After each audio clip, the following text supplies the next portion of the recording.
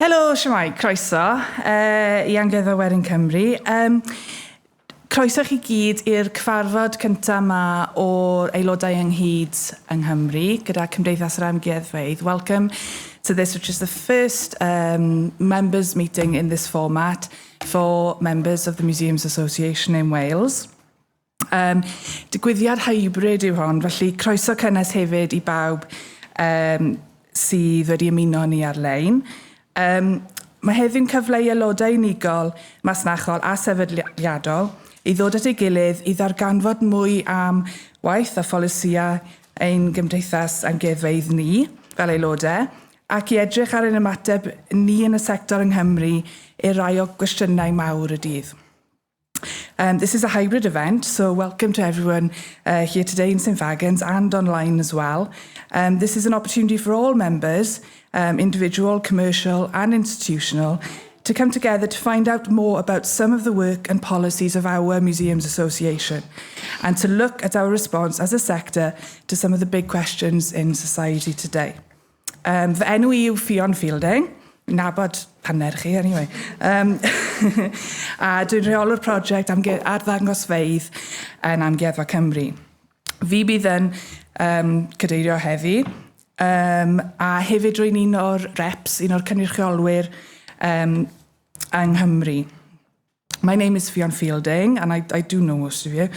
I'm a project manager for exhibitions in Amgueddfa Cymru, and I'll be chairing today's meeting. I'm also one of the two current reps for members in Wales. The other is Will, who's there and waving. We'll hear some more from Will in a moment in one of the discussions. Just to say as well, there are usually 3 reps in Wales, so there will be a call out soon for a third. So if it's a role that you're interested in taking on, then please come and talk to me and Will about it, if you would like to find out more. Gobeithio bod popeth yn iawn, yn gweithio'n iawn o ran y mynediad ar-lein. Cofiwch hefyd ar-lein bod croeso i chi ddefnyddio'r chat I drafod, I holi cwestiynau, neu just I gyflwyno'ch hunan I eraill ar y platform.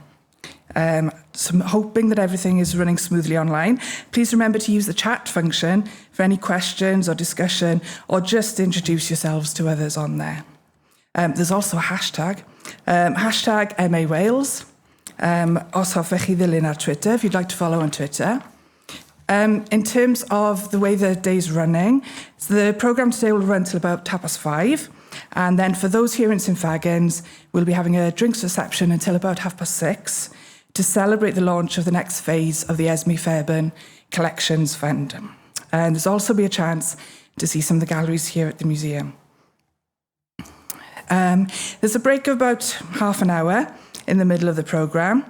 And in that break, I'd strongly recommend making the most of the opportunity to speak to Tamsin Russell, who's there and waving, who's the Workforce Development Officer for the MA, and she'll be available for just drop-in conversations around careers or any of the training that the MA can provide for you. Un peth arall cyn I fi anghofio, cofiwch am gynhadledd y gymdeithas yng Nghaeredin eleni yn wythnos cyntaf Tachwedd. Mae'r rhaglen yn edrych yn ffantastig, lot o gynrychiolaeth o'n gwaith ni yng Nghymru ynddo fe, a byddwn ni'n annog pawb I fynychu naill ai yng Nghaeredin neu ar-lein. Manylion I ddilyn ar hyn, ond bydd fi a Will yn gobeithio hefyd trefnu ffordd o dod â aelodau Gymru at ei gilydd yn fyw yng Nghaeredin, falle dros ginio, I ni cael trafod beth o'r cwestiynau sy'n codi. Ac hefyd, cofiwch os ych chi'n mynd am y tro cyntaf, neu os ych chi'n mynd ar ben eich hun o'ch sefydliad chi, jyst newch yn siŵr bod chi'n cyflwyno'ch hunain naill ai fi neu Will, a newn ni'n siŵr, newn ni edrych ar ôl chi, mae'n reit, ddim eisiau bod nerfus. So just so I don't forget, remember the Museums Association Conference is in Edinburgh the first week in November. The programme looks amazing, lots of representation by my colleagues from Wales, and I'd highly recommend going either in person or online. I was just saying as well, we need to confirm a few details, but we will hopefully have a bit of a get-together for Welsh members, possibly over lunch, so that we've got a chance to discuss some of the issues that are raised there and some of those thoughts that go through your mind while you're attending the conference. Also, just, if it's the first time that you've attended or you're the only person from your organisation that's attending, just, kind of get in contact with me or Will, either through Twitter or the email, and so we know that we can keep an eye out for you then and make sure everything's all right. Okay, so I'm going to stop. The programme has changed around very slightly, so we're going to jump into the panel session, the panel discussion with Sharon, who's going to chair the discussion. So we're going to do that first and then go back to the in-conversation section as it was in the programme. So I'm going to hand over to Sharon now to take over the session. Thank you so much, Fionn, and a quick opportunity to say thank you to Fionn and to William for the work that they do as member representatives. And just to reiterate, we will be advertising for a third rep in Wales, so please do keep an eye out for that, or have a word with William or Fionn or myself if you're interested in becoming a rep. There's perks as well as some work to be done. So I'm Sharon Heal. I'm the director of the Museums Association. It's a real pleasure to be back here in Wales, especially at St Fagans.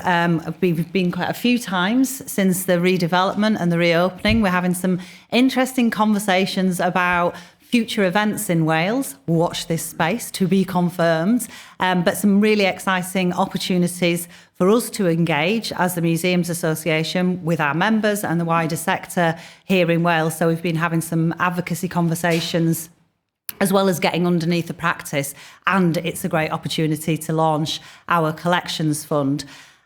We were meant to have 3 panellists today, but unfortunately Marion Gwynn can't be with us. We do have Victoria Rogers from Welsh Government in the audience, and I have buttonholed her. Do you want to come down to the front, Victoria? Literally 2 seconds before this session started, because I think it's important to have that conversation about the wider sector in Wales, as well as obviously hearing from our colleagues in the National Museum. But one of the things I was just saying to Nazir and to David that we've been thinking about a lot at the Museums Association is how can we be useful in the current situation? So we know that we're facing a cost of living crisis that's impacting our staff, and we have to remember that our staff are part of our communities. They're impacted by that cost of living crisis, and we know that we are a historically poorly paid sector. So we know that there is an issue there in sort of falling further behind in pay compared to and benchmarked with our peers in other professions. So there's something to be taken into account there, and we've been on, in our advocacy, making the case for our workforce, our volunteers and those that work in and with museums. But obviously there's also a wider issue in society about how we're all going to cope with the impacts of the cost of living crisis. So we do live in unprecedented times, I think. Organisations were probably just on the cusp of thinking about recovery from COVID when the cost of living crisis impacted.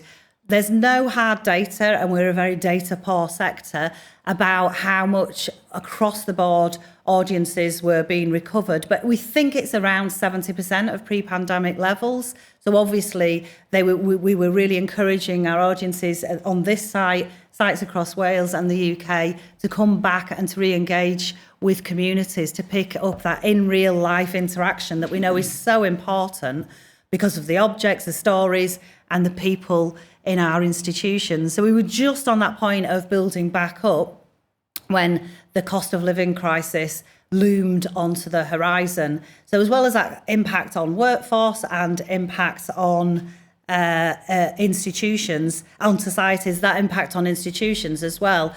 We lobbied hard for Westminster to do an intervention that would go across all 4 nations. And it was announced last week that there would be support for businesses, charities and public organisations.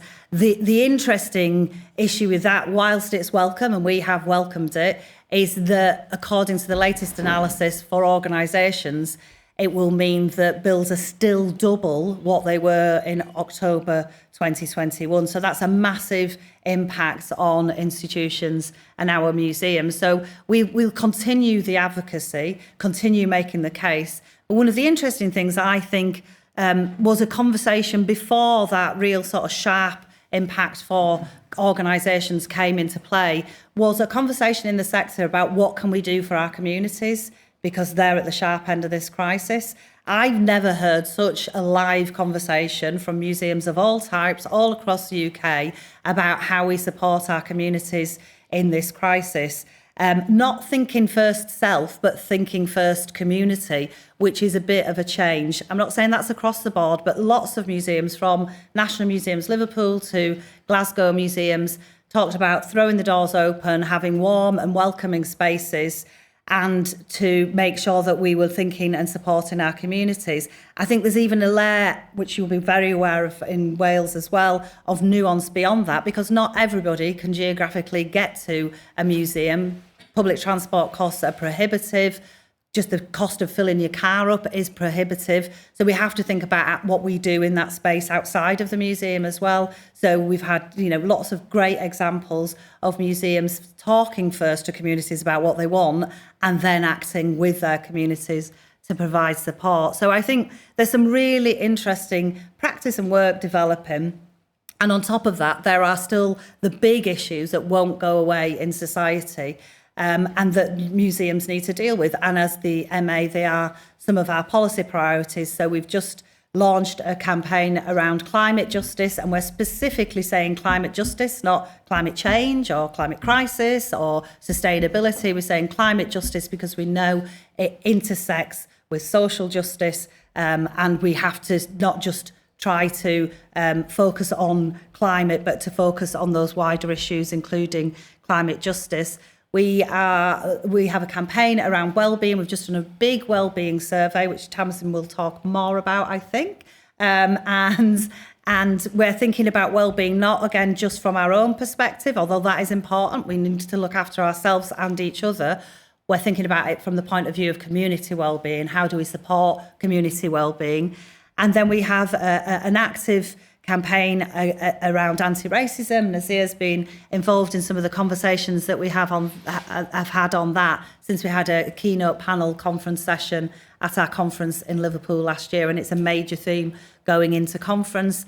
And we also have our work around decolonisation. So we supported a working group that produced guidelines on decolonisation, and we're now running an active programme. And Roshi, just wave your hand at the back of the room, is running that programme, which is up and running now. So we're thinking about, as the Museums Association, how can we be useful? How can we be useful to our members? How can we be useful to the wider museum community? How can we be useful as a charity that operates in society? And we know lots of museums are thinking about that as well. So I'm going to bring my opening remarks to a close and introduce our panel. We've got Victoria Rogers from Welsh Government at very last minute, late notice, who's going to step in and talk a little bit about the decolonisation programme that Welsh Government has funded in partnership with the Fed and for local museums. David Anderson, of course, the Director General of the museum here, and Nazir Adam, Curator of Black History at the National Museum. So I'm going to go to you, Nazir, first. I've asked you, well, I didn't ask Victoria because I only asked 2 minutes ago. I've asked David and Nazir just to talk for 5 minutes about some of the work that you're doing, some of the big issues, and your kind of thoughts on where museums should be at the moment. Over to you, Nazir. Good afternoon, everyone. So my name's Nazir Adam. I'm the creator of Black History at Abergydfa Cymru Museum Wales.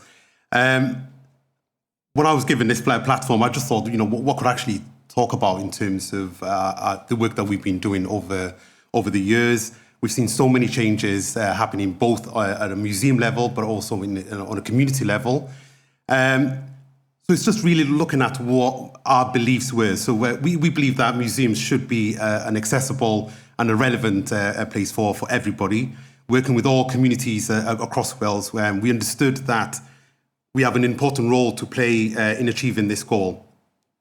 But we had to really understand that our collection, it wasn't really accessible to every part of our community, and acknowledge this, as some people couldn't really see themselves being reflected in our collections, in our museums, in our galleries, in every aspect of our museum.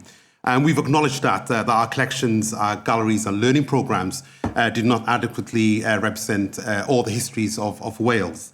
So working beyond the walls of the museum, we wanted to reach out to and provide every community in Wales with the opportunity to develop new and different relationships with us, both physically and digitally, especially considering the last 2 years where we couldn't physically go out into our communities. But it's important that we still maintain that engagement and that embeddedness in our community, whether it was through digital or in other community events. So we wanted to reach out and provide every community with this opportunity to develop a relationship with us, both physically and digitally.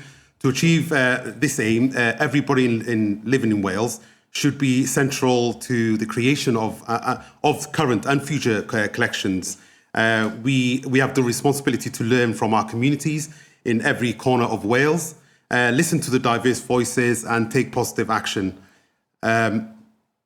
So two things come into my mind. It's one of embeddedment within our communities, and it's about us really going out into our communities and really understanding what are the key issues that are facing our communities, especially in this current climate and this environment of hostility, of deprivation, of in terms of utilities, COVID.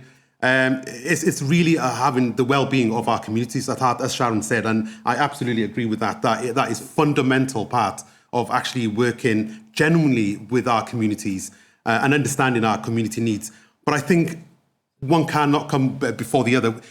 If communities are not seeing themselves in our spaces, in our galleries, in our collections, there isn't a reason for them to connect with us. So it's really going out to our communities and really reflecting what is needed within our communities. I just wanted to give a brief context in terms of exploring what is happening in Wales. So from a governmental point of view, the Welsh Government commissioned 2 reports in response to the killing of George Floyd. One of them, the first report, was an audit of commemoration in Wales and the review of Black, Asian and minority ethnic community representation across all the learning areas in Wales. The second report was an anti-racist Wales, the Race Equality Action Plan for Wales, which has recently been published again. So its vision was that Wales will be an anti-racist by 2030. And taken from that, I mean, we're quite lucky here in Wales, and we don't understand how lucky we are that we've got our government that really supports and paths the way for an anti-racist action plan. But for that, within our museums, it made it easier for us to then really do our work and actually connect with our communities. So some of the things that we've been doing over the years, I don't want to take too much time, is really, so one example of really us embedding ourselves within our communities is empowering our communities to take ownership and collaborate with special events like the Somali Heritage event, which is hopefully over the last 2 years it's been done digitally, but we're going to have the second time live event on the 26th of November, and I'll invite all of you to take part. This is actually led and coordinated by the local community, and they take ownership of actually celebrating the Somali heritage within Wales, which is one of the oldest communities here in Wales. That's one aspect of it. And the other one was the Black Lives Matter display. We're here in St. Fag, and so I urge all of you just to take a visit to our Black Lives Matter display as well, which gives a bit of a context of our collection, but also reframing the Picton exhibition in our Cardiff museum, which also looked at approaching decolonisation by working and collaborating with different communities. So these are some of the aspects and examples of what embedded actually means to the communities. Because once we involve communities, I think that it's better for them to really engage with ourselves. But it's a two-way system, and we've got to work outside our 4 walls. Thank you, Nasir. So we've got 2 things from that already. An invite to the event on the 26th of November, Somali Heritage Day, And that's an invite to the people who are joining us online as well, isn't it? So that's a great invite. Plus an invite for people who are here today to go and see the Black Lives Matter display, which I have seen, which I think, did that not earn some media commentary? It's always a good thing. I think it's a badge of honour if Nigel Farage doesn't like what you're doing as a museum. So I'm going to hold a few of the things that you said there. Thank you, Nazir. I'm going to go to you, Victoria, next, and then go on to you, David, if that's okay. If you can just... Again, apologies for just getting it at the last minute, but I just thought it would be really useful to have some reflections on local museum sector. So, not only was this done very much at the last minute, but I'm also halfway through my 2-week holiday, so my brain isn't in the museum, so sphere at the moment. Right, so as Nazir has just sort of done a bit of context around the policy context here in Wales. My team at Welsh Government is a bit of a mix. We've got 2 hats basically. So one hat is very much supporting government, supporting the ministers, policy development, and supporting the programme for government. The other hat is as the Museum Development and Support Network agency in Wales. So as I describe it to audiences that are less Welsh than this one, we're sort of a mix of DCMS and Arts Council England, really. We worked with Dr. Marion Gwynn, who can't be with us today, who is also the head of heritage at Race Council Cymru, to put together a really innovative programme for all local museums across the country. It's the first of its kind in the UK, and it came out of what we knew about the sector, that there was a real recognition that our museums didn't speak to and of their communities, that there was a real wish to address that. There was a real lack of confidence in how to go about it and where to start. And it also came out of the Race Equality Action Plan, as was, and the consultation around that, which again was very strongly coming from the community to say that they wanted culture to be one of the strands within the action plan. The First Minister, when he was talking about the survey, the audit of commemoration of slavery and empire in the public realm, he said it's not about rewriting history, it's about having a more adult relationship with it, which I think is, a perfect way of sort of describing what he and the Cabinet and Welsh Government are trying to do. So our programme involved, in the end, 45 local museums from all across the country. There were 3 kind of core sessions. One looked at sort of the history of historic slavery and empire, and really kind of exploding that myth that Wales wasn't involved, or if we were involved, we were on the good side, or, I'm in the rurest of, areas in the middle of Mid Wales, and therefore this isn't a story that's relating to my collection or my museum or my history or my locality's history. The second session was about how to survey your collections to find those links, because you will have them in your collections. And then the third session was, working meaningfully, respectfully with communities, and how to do that, and addressing the fact that, like I say, most of the time it's not a lack of willingness to start this work, it's a lack of confidence and kind of really being almost paralysed by the fact that you don't know how to start. So actually it's easy, or you're very, very worried about offending somebody by saying the wrong thing, so it's easier just not to do it in the first place. So those are the 3 core sessions, and then we also had sessions where there were sort of guest speakers, and a kind of question and answer session at the end where, any question went, you could literally ask anything, nothing was off the table.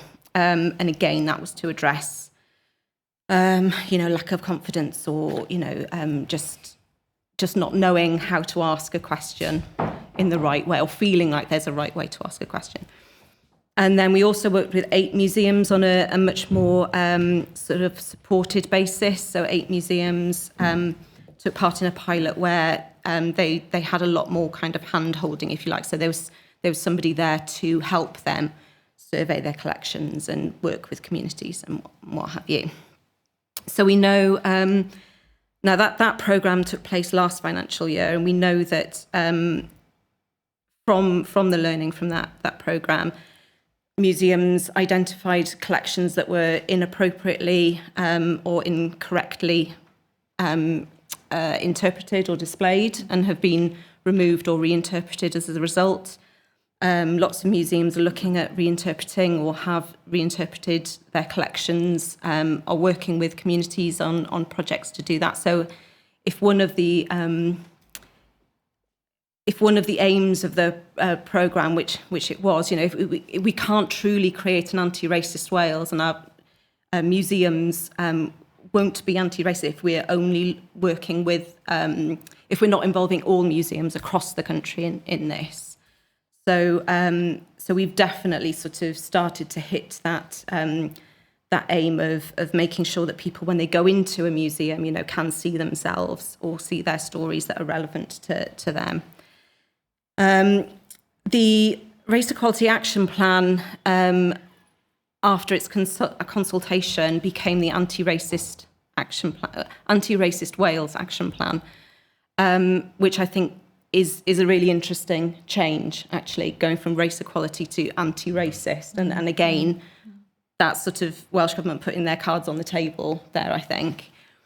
So that was published in June, I think. And again, there's a whole chapter on culture and the commitments and aims and action points for culture. There's been that plan has come with money attached to it as well, which is different from some of the other UK countries, devolved nations. So grants of 4.25 million over 3 years were announced. There's a strand for the sponsored bodies, Amgueddfa Cymru being one, a strand for local museums, archives, libraries, arts, heritage and sports sectors, which just before my holiday we'd all marked and had sort of gone through the first process of looking at all of those, and some amazing ideas that have come again, just emphasising, as a nation, we are up for this challenge and we want to meet this challenge head on. And then there was a third strand of that for grassroots organisations, which at the point of me going off on holiday had not been announced yet publicly. But yeah, shall I stop there? I have no idea how long I've been talking for. That was brilliant. Not only on holiday, but also asked at the last minute to contribute. Thank you, Victoria. It's brilliant actually to hear. And you're right, Nazir, outside of Wales, people look jealously at what's happening here with government support and funding and a really proactive programme from government there. David, can I hand on to you now? Okay, yeah, thank you. I know, Sharon, that you put the word useful in inverted commas when you were asking us about the useful museum. I have to say I react against that term, really, because it feels too limited. And I'm not going to quote Raymond Williams, because it happens every time that we get into a sector meeting, really, in Wales or elsewhere.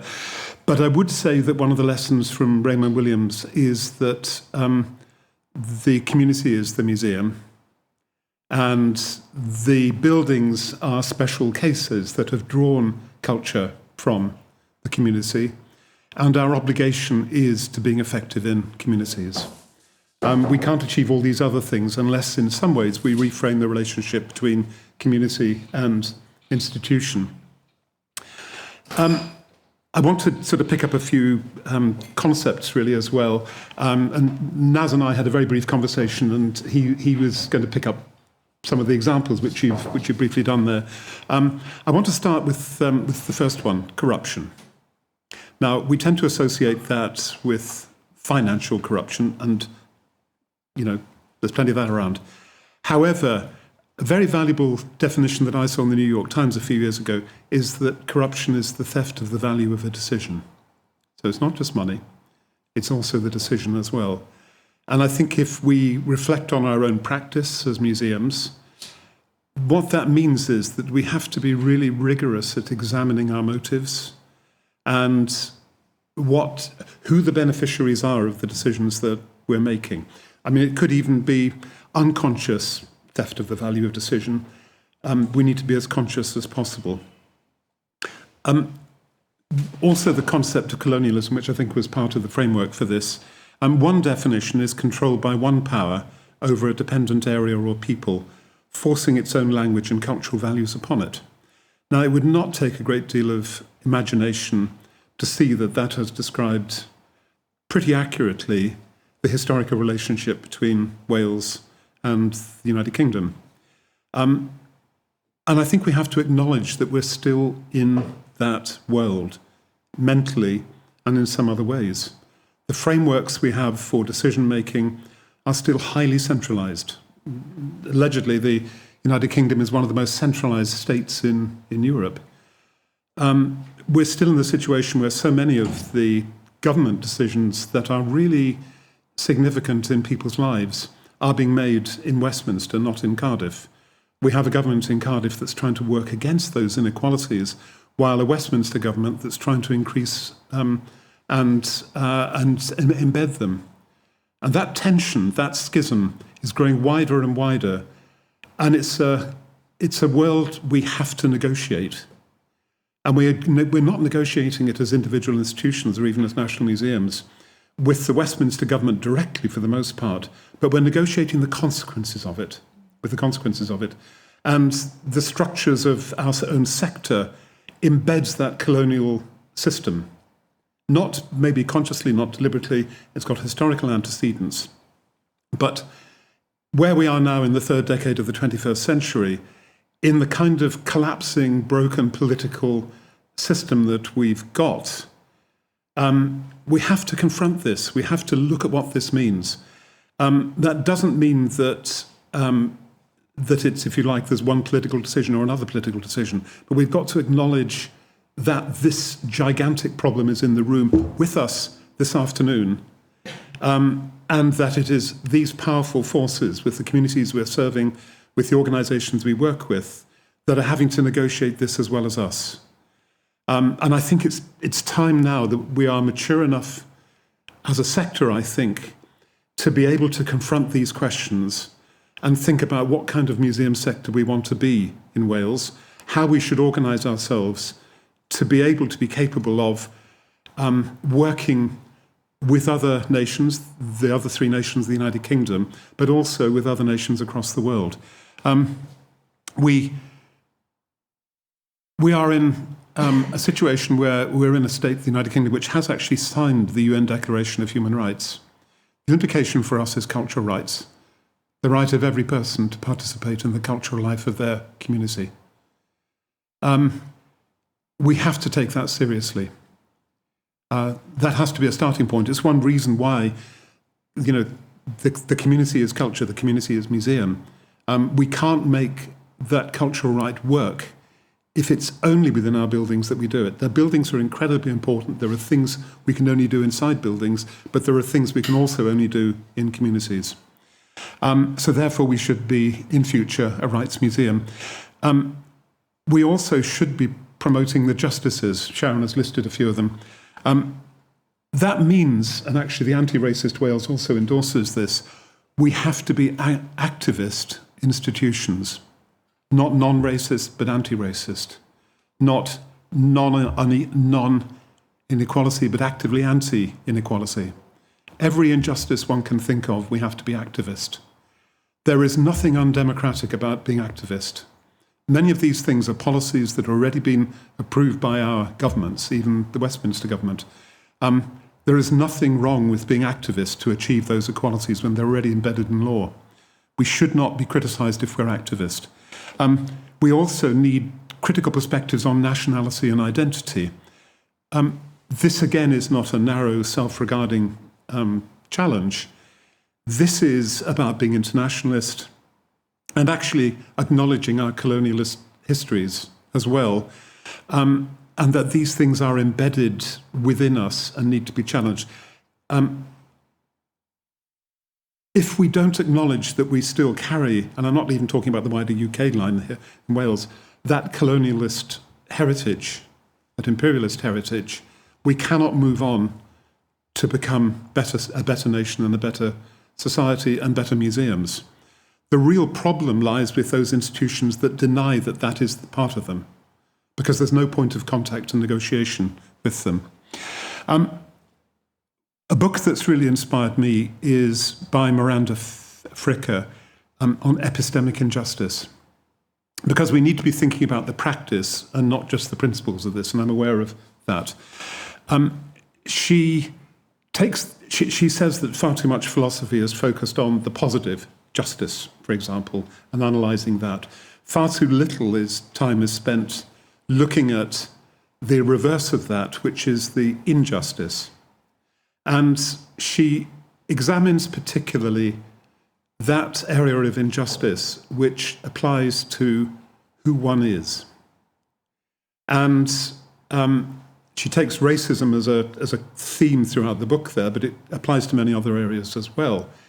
That she gives examples of where people are not listened to because of who they are.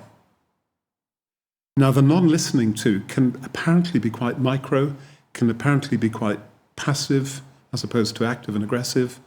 But she says that the accumulated experiences of these not being listened to, what one knows not being regarded, become in people's lives hugely traumatic, hugely damaging, and with all the consequences that come with those kind of traumas. And so I think if we look at our practice in museums and think about the relationships we have with our publics, how do we make ways in which people can be listened to? I'll stop there. Thank you, David. I'm just going to give people a chance while I'm talking now to think about questions from the audience. I'm really keen that we get some questions from the in real life audience and the online audience. Simon, you're monitoring chat, aren't you? So do just say if there are any questions online. Whilst you're thinking about that, I think there's some really important points that have been raised about how Wales as a nation has, ploughed its own furrow in terms of developing cultural policy and policy around how museums work. And, I know I've been at your Cultural Rights and Cultural Democracy conference in this building and talked about museum activism. And it's really great to hear that conversation about museums being activist organisations. Are there any questions in the room or online? We've got roving mics.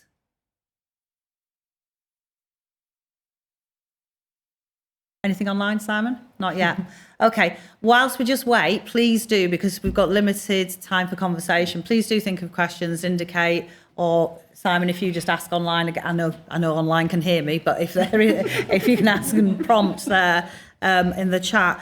I had a question really about sort of future practice in Wales. So we're kind of thinking about how museums respond to current context and current the current situation. And you've talked about embedding that radical practice in the heart of the institution. You've talked about the training and development part that needs to be able to get people on that journey. And David, you've raised some really big issues about, trauma-informed practice and identity and kind of understanding what the root of the problem is. But I'm also interested in, because eyes are on Wales from the rest of the UK and internationally, what you think the next step will be.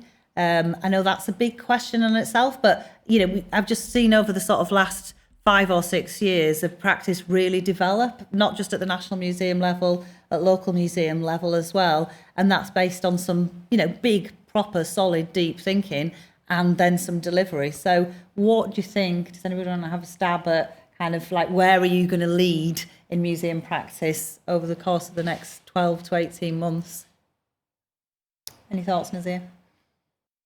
I mean, for me, it's what we've done so far is about collaborating with other sectors. So The widening engagement, for example, working with the Art Council of Wales, that's a clear example of working across the board in how do we tackle the lack of engagement within communities by engaging with the wider communities, but also collaborating, like I said, it's collaborating with other sectors and working together in this one aim, because I think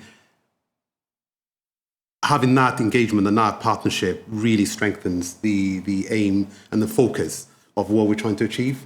Not only from the Welsh Government, but for all organisations to really be working together so we could really engage with our communities. So I think that's one clear good example of a good practice that should really be developed and looked further. That's really good to hear, and it just speaks to that embedding point that you made earlier. And we know as a grant funder, we distribute the Esme Fairbairn Collections Fund. Quite often still it's projects by projects and it's community by community, and there doesn't seem to be the capacity often for museums to work in that kind of really widening engagement and participation way. So that, I think that's a really nice one to for us to think about for the sector. Victoria? I'm not sure whether this is actually going to answer your question. But in terms of Welsh Government, the big thing that's going to be happening over the next year or so is the creation of a new culture strategy for Wales. So, and all of the consultation that will go on into creating that. So I think that's actually happening at a very challenging time for our sectors, but it's happening at a very exciting time equally. So I think... And as we've seen from the Anti-Racist Wales Action Plan, which just trips off the tongue, doesn't it? The ARWAP, as we call it, which is even worse. The culture strategy hopefully will come out with some real tangible things that the whole of the culture sector and the sectors within it can do to make our communities' lives better. Because that's what our purpose is. Yeah, and again, that'll be a sort of a Wales first in terms of the rest of the UK putting together. There is a culture strategy in Scotland, but it's not really fit for purpose, and museums are not censored in it, and it's not very radical. But it will be a first, for the rest of the UK to put forward a culture strategy that's quite radical and that has some delivery and funding, hopefully, attached to it.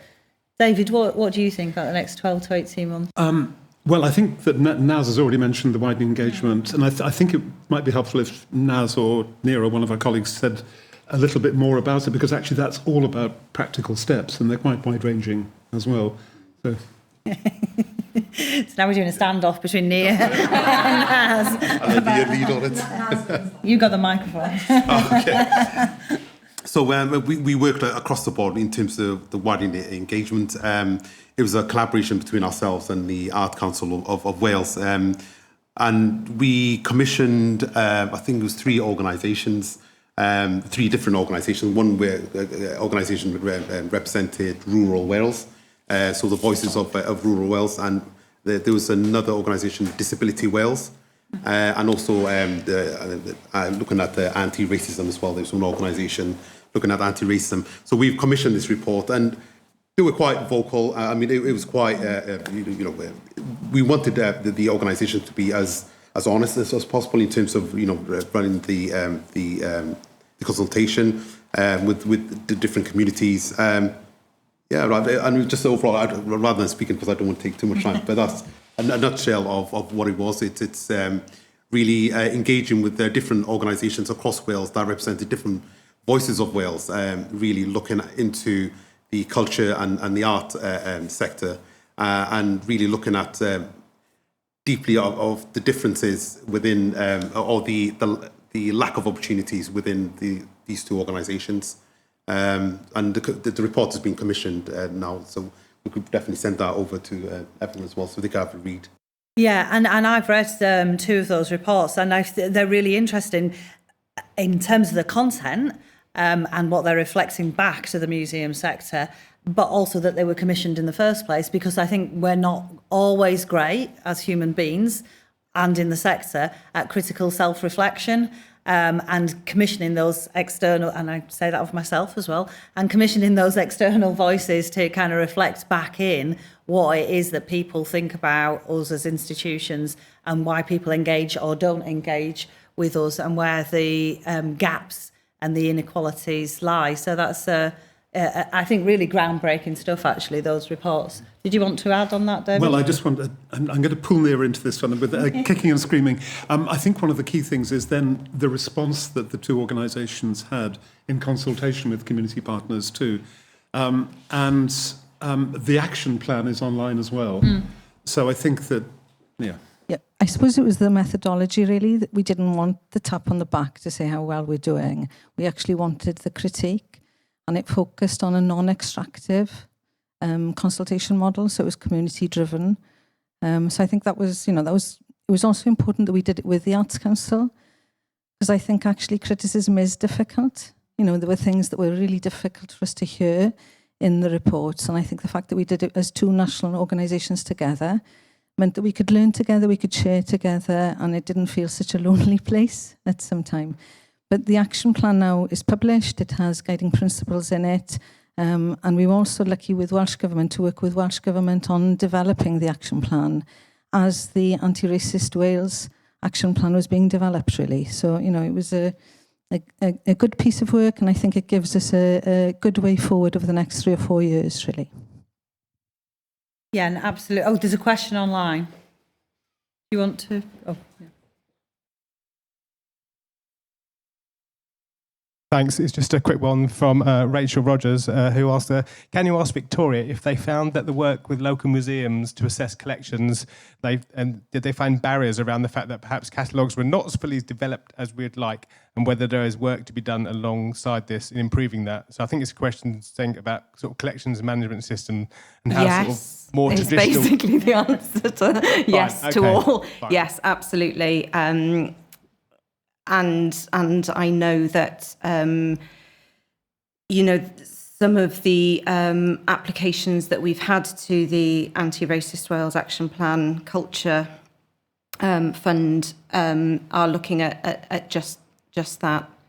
I think, there's work to be done in terms of documentation systems, and I know Collections Trust is doing quite a lot of work around that at the moment.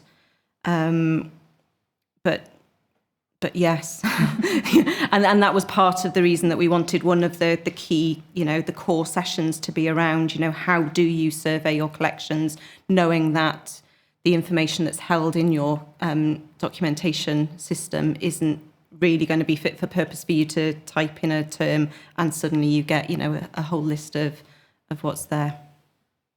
Yeah, I think it's a delicate balancing act, isn't it, between wanting to get that work done to understand collections, but also needing to get on with the other big picture work as well. So it sounds like the programmes... And it's also looking at collections in a completely different way as well, and if your collections management system has historically been input into about the object rather than what the object can represent, then, that's the crux of the problem, isn't it? Yeah, and I think a problem that many museums and many documentation systems have is that it's object focused and not story or interpretation or community focused. So I think there's a big piece of work out there if anybody wants to do it, to redesign documentation systems to serve the purposes of communities rather than serve the purposes of just cataloguing. Running out of time, so I'm going to ask for one last thought from our panellists, just on something that you'd like to see happen, that you'd like to see Wales, the museum sector, just do more of. Nazir? Where would you start? Just the one thing. And this is a summing up question. Yeah. I mean, I'd love to see a lot more representation, so really going out to communities, just really engaging with wider communities. Yeah, absolutely. Perfect. I'd like to see us shouting about the work that we're doing a bit more, because I think the other countries in the UK can learn a lot about what we're doing, and the good, the bad, the ugly, the stuff that isn't going so well, as much as the stuff that's gone really, really well. I think you know, there's a lot to be proud of in what we're doing in Wales, and I think we need to be telling people about it a lot more than we do. We're so busy doing the work that we forget about shouting about the work. I say this as somebody who's come in from outside Wales. There is something very powerful about the communitarian traditions in Wales that underpins, I think, the spirit of a lot of the work that's done in this nation, and that has got resonance well beyond the United Kingdom internationally as well. I think there is something quite unique about the best of the Welsh models of culture, and I agree with Victoria. I think we should be having that both shared and also challenged by really good models internationally as well. Latin America, Europe, elsewhere. Thank you. You've been an amazing panel. I realise I not just put Victoria on the spot, but David and Nazir with the questions, and then threw Nia in as well. But I think that's a really interesting conversation about the difference in practice here in Wales, what's powerful, what needs to change, and what we need to share. And definitely MA Conference in person and online is an opportunity to do that. So I'm handing now over to Fionn. Great, thank you.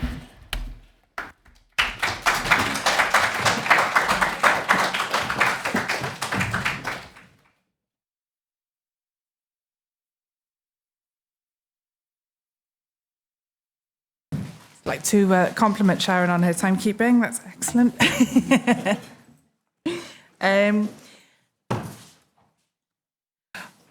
OK, so ewn ni mlaen i'r ail sesiwn nawr, oedd fod yn sesiwn gyntaf. Just cyfle i ni edrych ar rhai o polisïau, a rhai o amcanion y gymdeithas. We're just going to move forward now to the next, which was supposed to be the first session, but we've swapped them to look at some of the key policy aims of the Museum Association.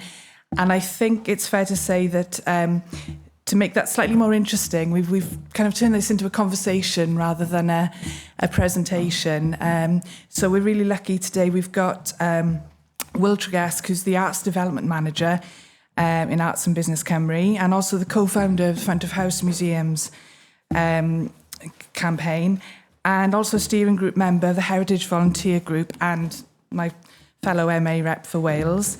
And Simon Brown, who's the Vice President of the MA Board and is a project curator, National Justice Museum, Newstead Abbey. Rachel Rogers was going to join us in her role as a kind of Welsh member on the MA Board, but unfortunately she's unwell. So I'm wishing all the best to Rachel. So I'm going to hand over to Simon. I know you've got a kind of a format in mind for some of this conversation. If there are any questions, I think we're okay for time. I've got about 20 minutes, but if there are any questions at the end, and Simon, if you keep an eye open for any questions that come online. And so have a go, shall we? Okay, good. Thank you. Thank you. So hello, everyone. It's great to be here.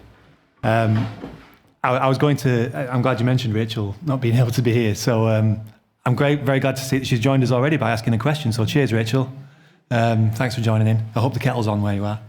So yes, my name's Simon Brown. I have the great honour of being Vice President of the Museums Association. In my day job, I am curator at Newstead Abbey, which is a historic house in North Nottinghamshire. I am also co-manager of Erewash Museum in Ilkeston. I've just left the National Justice Museum. I should have updated that on my details. Sorry about that. I can talk about that as well, if we like. But yeah, I've just started at Erewash Museum in Ilkeston. And I'll let William, if you want to introduce yourself. Hi everyone, my name's Will Tregask. I am Arts Development Manager at Arts and Business Cymru. We are an organisation based in charity in Wales, which works to bring together the arts and business sectors in Wales to collaborate and best utilise both sectors to the benefits of both the arts and the business sectors, unsurprisingly. And I'm also co-founder of Front of House Museums, which was a group set up about 5 years ago to advocate for front of house museum workers in the museum sector across the UK. And I am an MA rep for Wales, which I've been doing alongside Fionn for the last 2 years. So what we wanted to do was kind of discuss how that discussion that we've just seen has been really interesting, hasn't it? I feel a bit daunted being here following you guys.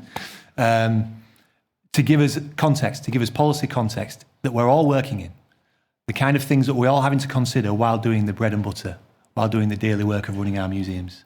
And it's especially interesting for me as an Englishman coming to Wales and seeing the ways in which, Sharon mentioned how there is quite a bit of jealousy seeing how the institutions in Wales can really support museums and see the value in museums. I found that really interesting, but it's an opportunity for us to talk about that and how the MA is supporting museums to do that. What I wanted to start by asking, Will, was because the MA has such a remit to support us all in doing that work, I wanted to ask what motivated you to become a rep for Wales, bearing in mind that one of you could be alongside them very soon. Yeah, I guess this is going to be a bit of an advert, isn't it? I hope.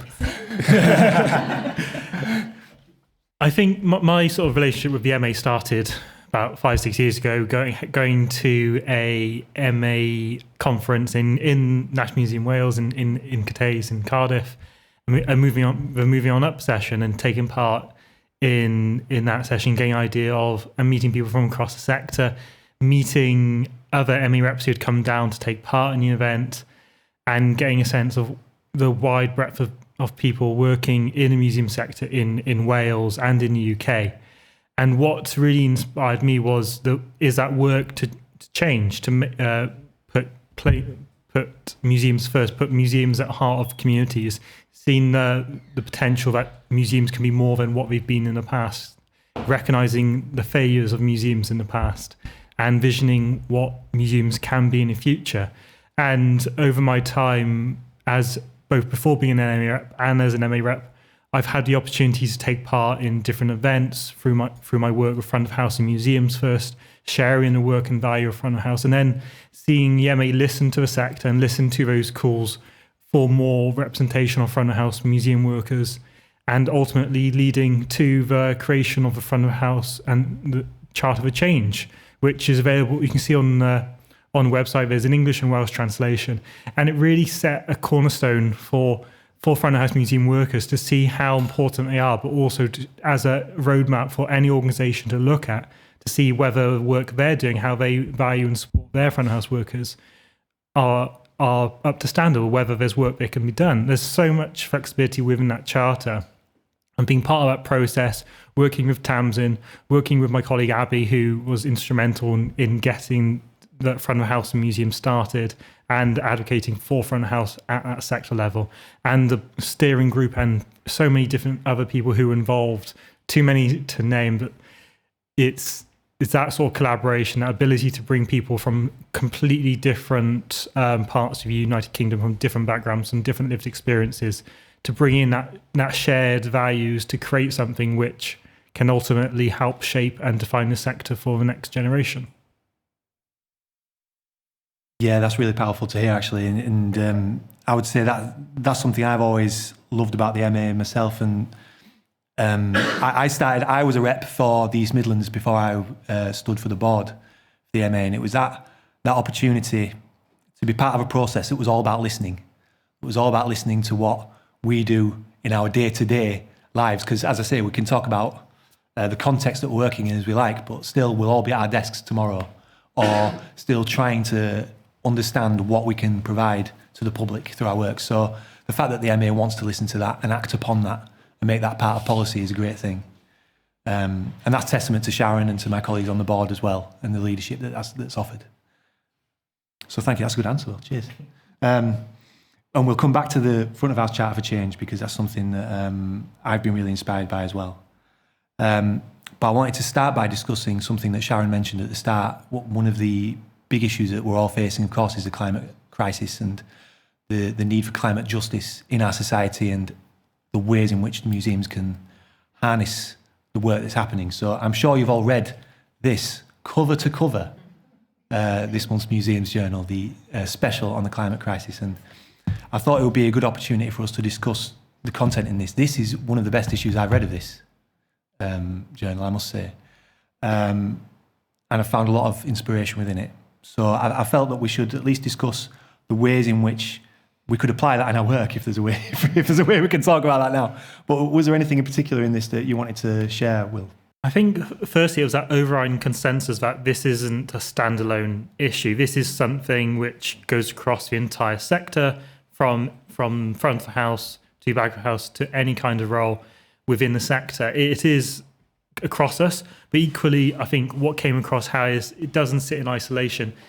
It is part of that wider ecosystem, and museums have an important role to play in it. And there's so much which needs to be done. It's not simply just, as it says in the journal, about replacing your straws or bringing in plastic cups. It's about systematic changes. It's changing where you store your online data. It's how you support your staff and your visitors at getting to your organisation. I think one of the prime examples within the journal was talking about advocating for public transport to your venue. So like coming here, travel by bus. That sort of advocation to make sure that our organisations do not just think about that inwards-looking approach to what we show on in our exhibition spaces, but also how we support our staff to be carbon neutral, to be able to enjoy and work in that space safely as well. The problems if we don't listen are huge. We will see buildings unsustainable, decaying, and not being able to respond to environment they now find themselves in. Collections will be at risk, and people's lives will be at risk. It's important to recognise that it's not just the climate will change; it will cause economic catastrophes, meaning more people won't be able to engage with culture and take part. It is just going to be a downward spiral.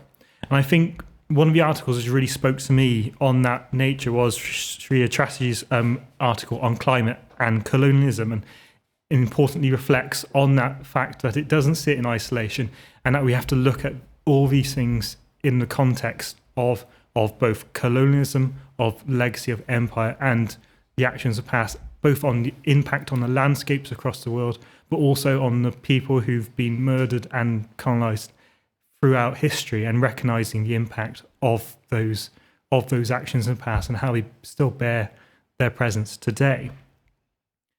But I think equally within that article, it highlights how people can work together to create a new vision, to collaborate and bring together new visions. And the final paragraph really did speak to me in what museums are here for the future. And will directly quote Shreya here.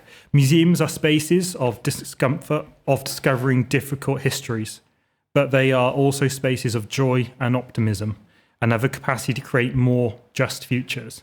And I think that really neatly sums up the potential role museums have over years to come as an organisations which can advocate and embed change.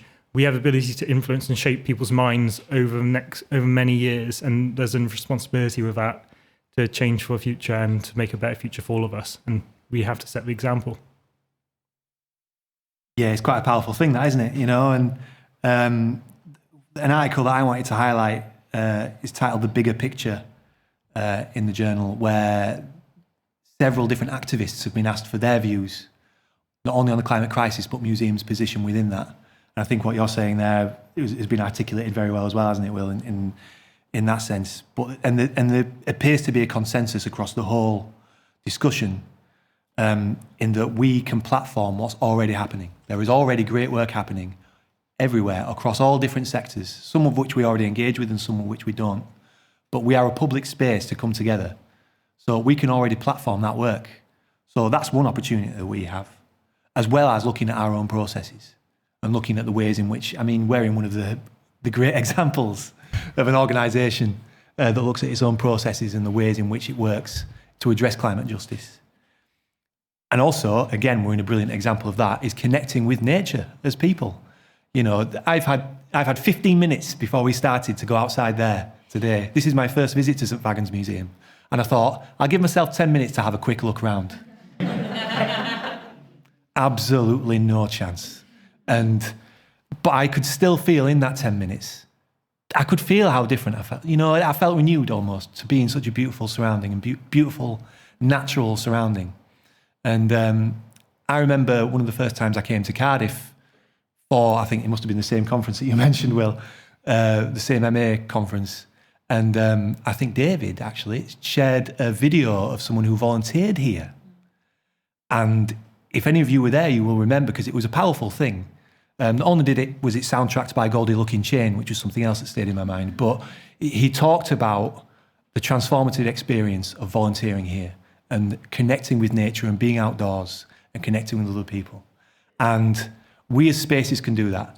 And certainly that's something I remember I took from that conference and applied in my day job at Newstead Abbey at the time, was to find a way of supporting people through that and harnessing that opportunity that we have. And that is something that in this journal about the climate crisis, activists are saying we can do and we can harness. And I think we're all in a position to do that. So I found that really inspiring and really empowering in that way. And it's a great opportunity for all of us who are here physically to go and see that here. If you're here digitally, then, come, where it is. So please come. So yes, have a look in the journal. And if there is anything there that you want to discuss, then just contact the Museums Association. Everyone who is involved with the MA wants to listen. That's what the whole organisation is set up for. Another way in which the Museums Association communicates the policy, and not only policy of what the MA wants to communicate, but what our members are already doing, is through the Museums Change Lives campaign and through the documents that are on the website. And I hope you'll have seen there is a Wales-specific edition of that on the website now. It's available in English and Welsh to download off the website. I love going through those documents, and if and when I've spoken on behalf of the MA in other contexts, it's always the Museums Change Lives documents that I point to show what our members are doing, to show the kind of work that we want to see that meets our mission, vision and values. And I've already mentioned that as an Englishman coming here today, it's been really interesting to see the kind of work that's happening in Wales and the way it's been supported by sector bodies. So, a question for you, Will, is there anything that you feel that's happening in Wales right now that would meet Museums Change Lives as a policy document that I may not be aware of that you would want to share? Yes, there's so many different pieces of work and challenges to the sector which are allowing museums to change lives. And I think one of the ones in recent memories is following the COVID-19 pandemic is the Winter of Wellness and the Summer of Fun. Those two projects have been across both the cultural sector and specifically museums. And that's been going into museums in every single part of the country, working to deliver free activities to families and children in Wales and supporting and engaging and supporting wellbeing. From a personal experience, we ran art sessions at Canterbury Museum. We had art packs delivered to us, which we handed out to our community. And though, in particular, the art packs we found were, although just pens, paper, pencils, these were things not necessarily everyone can afford. And it highlights the challenges both museums have to work with, but also the long-term exclusion so many people are faced within Wales and within the UK to participation in culture. But those art packs allow people to take them, they could take them and use them in the museum, they could take them and go home. But it broke that first barrier down. People engaging with us, they come through the doors, they could see what was in the collection. That first barrier, which is always the biggest challenge, had been broken. We were able to see families engage with it and take them. Maybe some would come in specifically to collect them because they've seen them and they take them home, and knowing people that they'll be well used and getting those taken by was fantastic to see. And that's one which really sticks in my mind in terms of how museums can change lives. I think the other one, building up on the previous session, is the Anti-Racist Wales Action Plan, which really is challenging how museums work, how they think about their collections, and really is working toward making the collections in Wales and museums more representative of all of the people in Wales. And that is starting to change lives. And I know as it continues to be, as this funding comes through, that has potential to really change lives in Wales and change the nation's relationship with museums as well, in terms of not seeing them as just looking insularly into into a local history collection, but understanding your place in the world, your history, how it interlinks with everyone. I think it has huge potential to change lives across Wales. Yeah, it was interesting to hear the previous panel talking about that as well, wasn't it? You know, and about how it really is unlike anything, certainly in our context in England, that we're looking at. I just want to check how we're doing for time, because I didn't time myself. You've got 5 minutes. I'm just wondering if there are any questions. Yeah, that's what I was Are thinking. you happy for that? Okay. Absolutely, yeah. Good. Okay, you're up for that. That's good. Okay, so thank you so much. It's really interesting, and I kind of, lots to think about. And I'm just wondering if anybody has any questions, or Simon, if there are any questions online. Not so far. Not so far. A few tech problems. They're all back on now, but no questions. Okay, we'll blame Rachel's the tech keeping problems. quiet. It's fine. Are any questions in the room? Anything you'd like to ask about?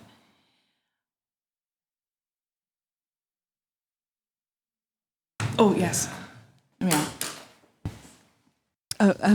Thanks both.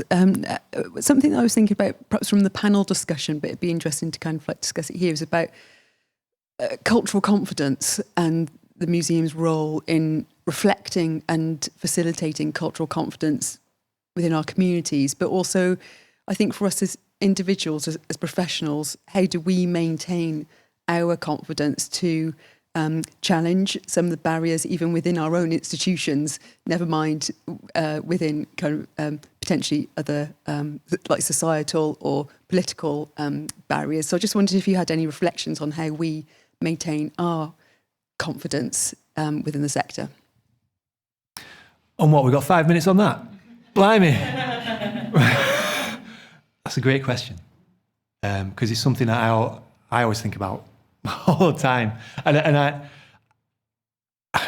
say this often, so I apologise, but I never visited museums as a child. They weren't in my universe. It was in the same way that ballet or opera isn't. I went to football matches and record shops, and I never felt. So when you talk that concept of cultural confidence, I remember standing outside Leeds Art Gallery and thinking, am I going to go in there? You know, and it was free entry, and you know, and it took me to move to a new city and to be studying at university to give me the opportunity to go and do that, and that was a unique opportunity for me. So that's something that I'm always thinking of. There is a project that we've just had at Erewash Museum in Ilkeston, where my colleague Sam, who's amazing, set up a knitting group to make what do we call them? Birthing squares for babies who've been born premature, and separated from mothers.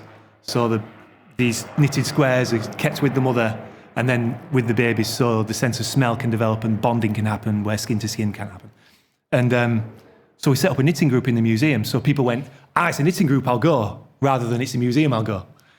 And an entirely new audience came as part of that. And we're always trying to repeat that kind of work. I could go on, but that's one thing we're doing, but I don't know if you... Yeah, I think that's a really important point, is to move away from perception that's what is culture and what isn't culture, because that is incredibly toxic. I think giving confidence to people to feel that what they do in their own homes is culture as much as what they can do in the museum. And I think that's a really important point to get across, is that they're all part of the same thing and there's no one which is more important than the other.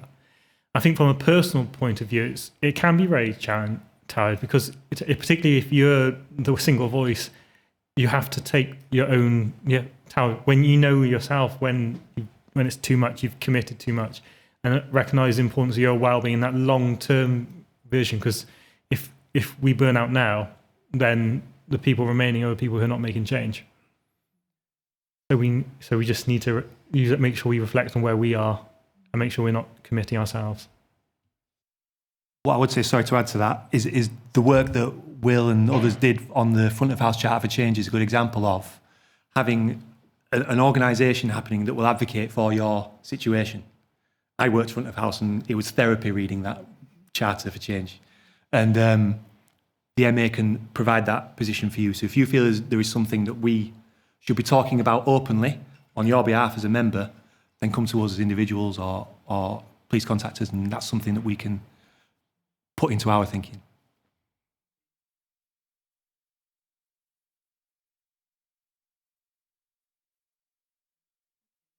Thank you so much, both of you. It was a really, really interesting conversation. I'm going to pick up some of those and pick your brains, I think, at tea time, because it's... I'm just warning you. But no, thank you so much. Really, really interesting. A really interesting way of looking at things. So, we'll... Should we go? You can...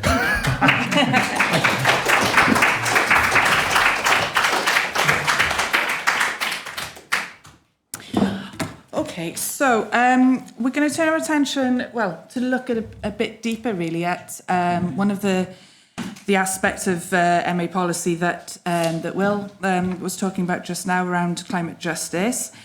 So the MA have just launched a Museums for Climate Justice campaign to support the sector in tackling the climate and ecological crisis. So Simon Stevens, who's the head of publications and events at the MA, tell us a bit more about this.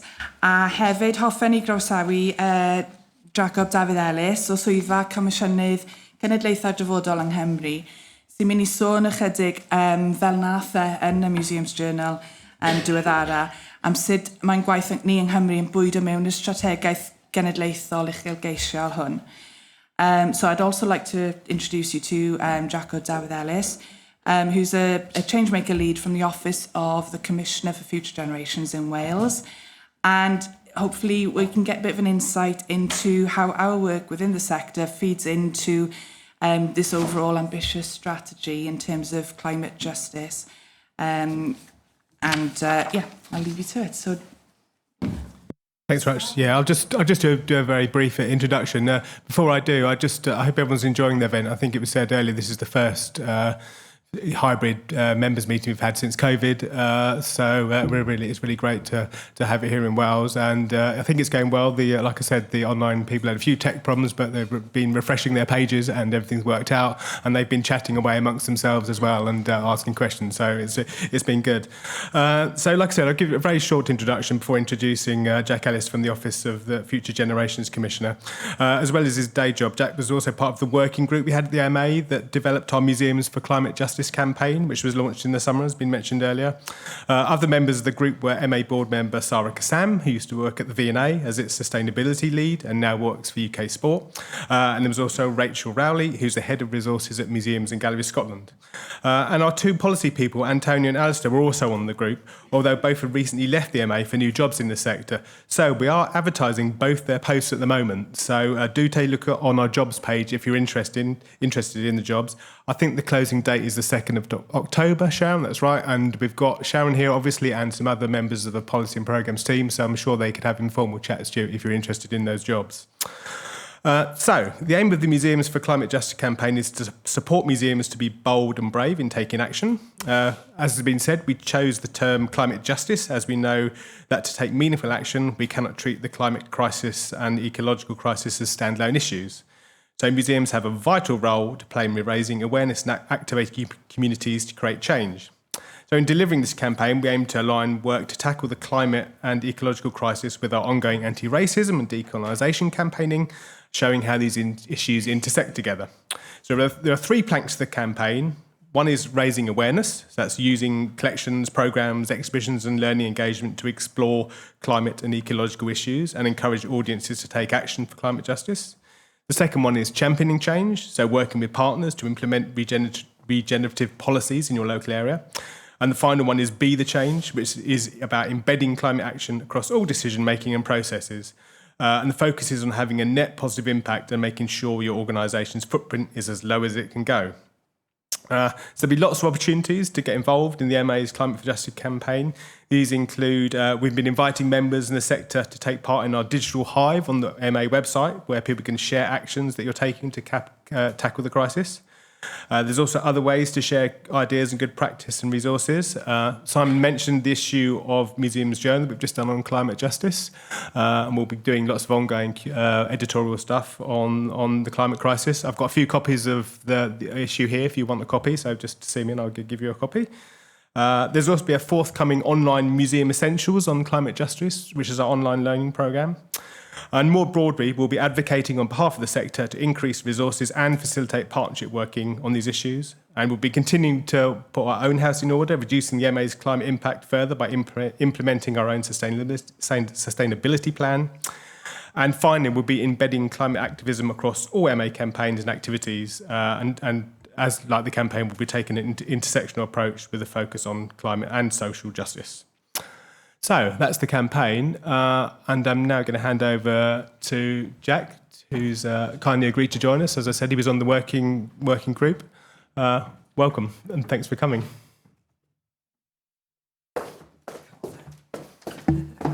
Prynhawn da, everyone. Good afternoon. I've given tech guys some bit of a headache in the last 10 seconds by telling them I wanted to use the speakers, so I shall do some preambling whilst they play with that. Good afternoon, Prynhawn da. Mae'n bleser bod gyda chi prynhawn yma. Dwi'n mynd i bod yn St Fagan ers bosib cyn Covid, felly mae wedi bod yn braf gallu dychwelyd dan amgylchiadau brafiach. Haven't been back in St Fagan since before lockdown, so this has been great to be back, back in the cafe.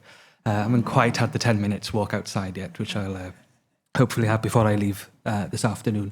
So my name's Jack. I'm a lead change maker at the Office of the Future Generations Commissioner for Wales, and thank you. There we go, preambling. Two things are my greatest passions, the culture sector and foresight, and I managed to build and bring those two worlds together. I won't give you the CV, but I'm proud to be both the trustee of the Theatr Genedlaethol Cymru and Literature Wales over the last 3-4 years, in being able to continue with that passion in the culture sector, and more recently appointed alongside 6 others, but as a UN Foundation Next Generation Fellow, advancing the aims of future generations across the UN, and also a UNICEF Youth Foresight Fellow. Not that I'm collecting fellowships, I do not want any more, to try and advance some of the global outlooks and ensuring that young people and children have a future, I suppose, in light of crises. Right, I'm going to play a video. Forgive me in advance for the internationalisation-ness of it. It's a video that we use to promote future generations, but I think that the themes in it will resonate as I continue to talk. So, tech stand by. Let's start with a question. Do you believe everyone should have the same opportunity to a prosperous life, regardless of where they are born? If yes, then you believe everyone has the same moral worth, regardless of where they are born. This means each human has equal rights across space. Let's extend our thinking. Do you believe each human being has the same moral worth, regardless of when they are born? That those born 6,000 years ago have lives just as worthy as those living today? If yes, then each human has equal rights across time. We now know that more people are likely to be born after us than have come before us. If each human has equal rights across time, then we have a duty to protect the rights of those in the generations that follow us. It's up to us to develop policy, to lead, and to problem solve with the interests of future generations in mind. There are a number of terms that people use when talking about future-oriented policymaking. These include intergenerational equity, intergenerational justice, and long-termism. But broadly speaking, it's all about considering the impact of our choices today on the lives of those in our future. This can be either through the impact on the later lives of today's young people, who are often left out of decision-making processes that affect their futures, or the impact on the generations who are yet to be born and are unable to advocate for themselves. We currently face many threats to our long-term prosperity as a global community, and in response to this, we now also find ourselves in the middle of a movement, already spanning almost 3 decades, to embed safeguards against these threats into national and global governance. This ranges from the Welsh Future Generations Commissioner to the UN Secretary General, who recently called for the appointment of a UN Special Envoy for Future Generations. These insightful approaches replicate the wisdom of indigenous communities as we emulate their long-held practices that protected and will continue to protect future generations. This global movement provides us with hope that we can become effective guardians for the future. But we must work with conviction, creativity, and collaborate across countries and generations to spread this approach around the world and make intergenerational justice a reality.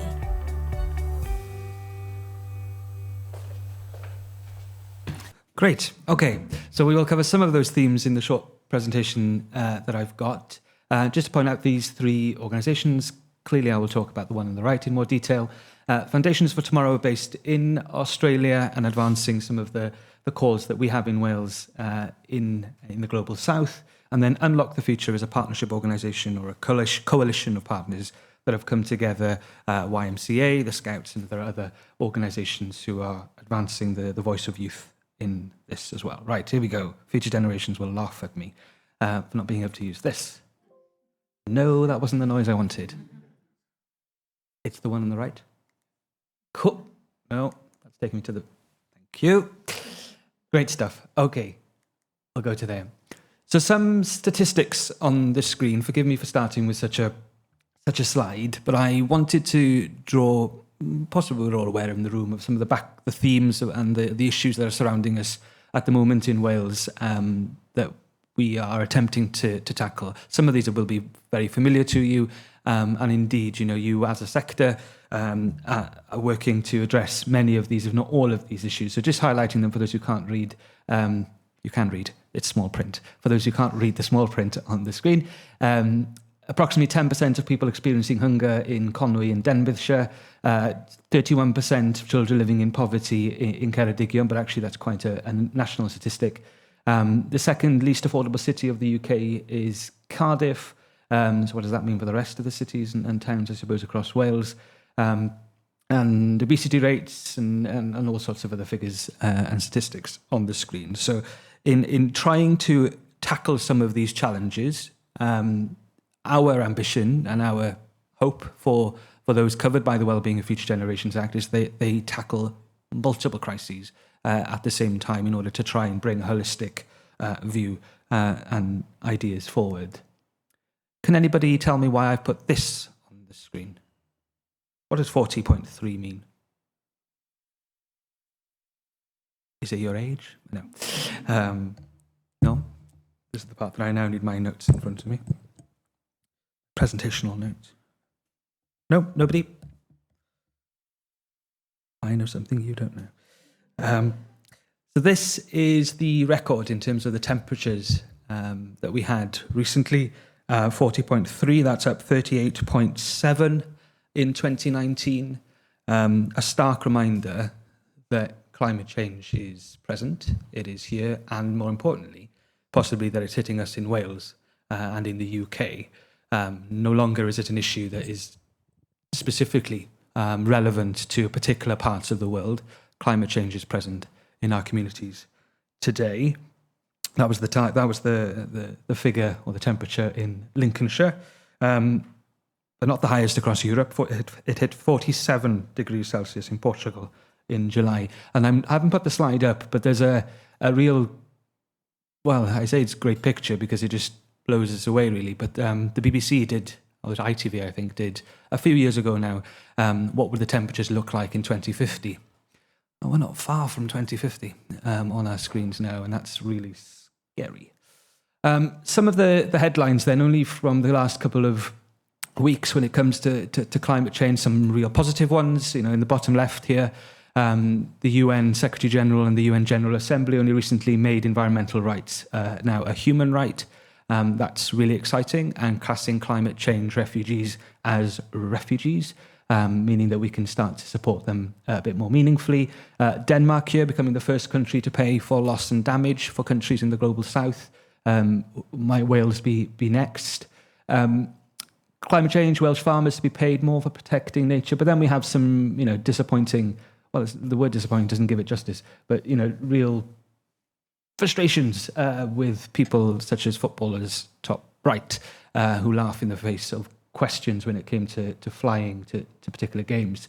And then maybe much closer to home, this isn't obviously anything specific to English heritage, but it does hit this sector more generally around the risk of coastal erosion, and the impact on castles and on heritage sites. Yep. And then I had to pop this picture up because I don't know if some of you were at COP26 last year in Glasgow. It's called The Last Breath. That itself is poignant. The Last Breath by Kevin Onyango. I'm mispronouncing his name, apologies. Taken in Nairobi, Kenya. And the strapline is, a boy takes in air from the plant with a sandstorm brewing in the background in an artistic impression of the changes to come. I mean, if one picture said 1,000 words, for me, this was it in COP26. As somebody who daily can be quite tired by this mission, but working for the Office of the Future Generations Commissioner, you must feel like you're doing this because of people like Kevin in this photo. And I'm sure you take on this kind of mantle in your world of work as well, that you're trying to improve things because of crises or in lived experiences like this one. This again, nothing about this is new, and I talk about the 40.3% figure earlier as if maybe now it's here and maybe now we can fully recognise this. But this is a newspaper cutting from 1912. It's known as the first publication of the effects of fossil fuels on climate change. So it just really baffles me as a former journalist how some of this was, this is not new, and it's there. And I wonder how many more clippings we need to start putting together so that people actually take this seriously. Much closer to home, I don't need to explain these pictures on the screen to you. There is anger out there. There is a response that's needed to some of this. This talks about communication. There are communication people in the room. How do we communicate some of the actions and decisions that we make? When we see this picture, do we sympathise? Do we empathise? Do we want to join in? For those who aren't aware of the picture, they're gluing themselves to the paintings here, and I think it became a global thing in the end. Not quite sure where these pictures were in particular. You may know of them. Does anybody know, out of interest, so I can educate myself? Anybody know where these are? And we shall educate each other later and discuss that later. So, really interesting. I don't know how people are connecting with the issues and bringing that to the forefront. So that's where we stand, I suppose, in terms of the issues that are around climate change. And I possibly don't need to take you through the full slide here because you are actively engaged in these, in particular the Amgueddfa, which I'll come to in a moment. This is the architecture, if you like, when it comes to the Wellbeing of Future Generations Act on one slide. We like a one-slider. This is what this is meant to help us with. 7 wellbeing goals. I'll talk a bit about those in a moment. We have national indicators to track the progress. We now have half a set of milestones, which we're hoping to complete by the end of the year. And we also have future trends. So the future trends report is published every so often. We've had the second one last year, and it's helpful in terms of framing policy and decisions. That's the future trends report. There is another layering. Talks about the individual public bodies that are covered. And again, I'll take you through the list in a moment. Then there are public services boards. And I think there are real opportunities for museums and cultural sector more broadly to engage more directly with public services boards. That's not because, I'm not saying that because cultural sector are not trying to get into those rooms and into those discussions. I know that is the case, but I think public services boards have a lot more to do to engage and involve the cultural sector in their work. And then community councils. You may be a community councillor in the room. Good on you. They are covered too, or some of them are covered, depending on the amount of public funds that they receive. The 5 ways of working, arguably, you watch what I say now, arguably the most important bit of the legislation. I'm going to say that. This is recorded, so I was watching my words, but I'm going to stick to it. The 5 ways of working are really important, and they are really important to be used together. So not picking and choosing, not saying, oh, Mrs. Jones down the corridor will do the involvement bit, I will do the integration bit. I'm really keen that officials and sectors really use those collectively because, there are benefits to using them in conjunction with each other. And then, as this is being recorded, I will say I have the best boss in the world in the Future Generations Commissioner for Wales. And then there is a duty on the Auditor General for Wales as well. But I'm going to assume that half of you knew that, if not all of you. More than happy to go into questions later about any of that. Headlines then, so these are the 7 wellbeing goals. Again, really important that all 7 are used in conjunction with each other. They all have legal statutory definitions. I mean, that's really important thing to say as well. Lots of public bodies, I won't say lots, I don't have to quantify that, but public bodies often misinterpret some of these definitions or prefer to put their own definitions on things. Notably, and more importantly for this discussion today, a resilient Wales is the ecological resilience that we're talking about. It's not about mental health, it's not about infrastructure or economy or anything like that. So really important that we get these definitions and therefore the implementation of these goals accurately within society. Do I want to talk about anything else on the screen? Oh, 48. I should have put a question out there. There are 48 public bodies now covered by the Act, not 44. Maybe the question is, can you name the other 4? But we won't do a quiz now. So there are 4 more added, and they are the CJCs. What do CJCs stand for? Corporate Joint Committees. Ooh, point for me. So those are the 4 that have been added, and there is currently a consultation out there on adding more public bodies to that, including the Welsh Ambulance Service and a few others. So the community of the family is growing. But I'll make one political point that we would like some resources in order for us to support them, please, Welsh Government. In time, there aren't any Welsh Government officials in the room that I can spot, so I can say that.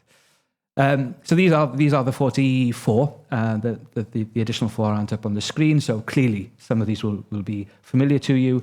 Pointing out the Arts Council there, the National Museum is there. But I should just as well just point out that the 4 pillars of sustainable development, including that cultural well-being, applies to all of them. So I often get, especially in the role of the Literature Wales and Theatr Genedlaethol, have we met with Dawn Bowden yet? The Arts Minister, for those who aren't familiar. Deputy Minister, I should say. One day, possibly a full minister. The challenge I give back is they're all important when it comes to culture. And they all have a responsibility under this Act. So the Health Minister, the Education Minister should all be relevant for their discussions and their budgets, should I say that nicely like that, for them to be supporting the arts sector and the cultural sector as well. So a real opportunity, a real breadth of views and work. So what's it achieved? I mean, we are now entering the final few months for the Commissioner. She will transition in January to a new commissioner. That current process is ongoing. I know nothing, so don't come and badger me later for any names. I know nothing. But this is possibly one of the strongest. There are many other case studies out there in terms of individual public bodies as well. There were whispers in the room then, as I mentioned, new commissioner. I am interested. So this is one of the case studies. So you can follow the thread through. So the M4 decision in 2019, the reversal of that spend for those who live across the M4 corridor or will be familiar with this as a campaign. Not only the commissioner was involved, there were many others grassroots campaigners involved. We published this report on the left. If we fast forward, if you like, we now have a new transport strategy which has a new hierarchy, transport hierarchy. Note that walking and cycling is at the top, and actually above that, rather clearly in the strategy, it says, do you need to travel at all? Thus putting the emphasis back on remote working or hybrid working or working locally, which is really powerful. And then you will be familiar, especially if you work, here comes the rain, climate change, everyone, right on cue. Suspending all future road building plans in Wales, a total moratorium on road spending, and we're still waiting. We'll be hearing shortly the conclusion of that review as well, which led to Greta Thunberg of Sweden to promote that decision as well. So a really proud journey that took several years for us to get through, and there is something about politics, something about campaigning, and something about community there that's important to highlight. Lots of words on the screen, Jack. This is a key recommendation that we gave in the Future Generations report. The Future Generations report is a bit like the State of the Nation report that we published back in 2020, now competing against the rain here in St Fagan. This one was put in purposely, right? So this doesn't mean that you're not doing it. I really grappled with this one. Do we put it in? Do we put it in and make it sound as if you're not doing anything? Or do we put it in because we want to make a point? That there are other state sectors and other parts of public services that can, that want to, that need to play a role in tackling the climate and nature emergency. And more of a directive to Welsh Government to say you don't have to do this alone, that there are other people out there with better expertise and better communication and better access. So that's why it's in there. And to encourage, I suppose, those bodies that aren't mentioned in the Wellbeing of Future Generations Act to draw on those who were. I wonder if this will work. Oh, make them tense up in the corner. Let's try it. I'll introduce it and then maybe we'll just play it. So at COP26 last year, we wanted to host a side event on the role of culture in tackling the climate emergency. So we commissioned Ynys Blastic, they're a freelancer arts movement in North Wales, to create a video for us. This is the trailer for it. Blot Deiwedd playing on the Blodeuwedd mythical story from the Mabinogion. I'm testing my Welsh degree there. And I was so pleased that we brought it to COP, because if you have been to COP or any kind of international summit like that, full of statistics, full of like the doom, full of the science, and that's really important. But it can often feel quite overwhelming, and kind of cutting through that is a narrative around culture. So we wanted to prove that you can communicate the climate crisis through culture, but also re-emphasizing this point that climate change is going to have a direct impact on our culture and on our languages and on our heritage, as the case in point of that first slide around English heritage is. Play, please. Just a flavour of the. Is this going to work?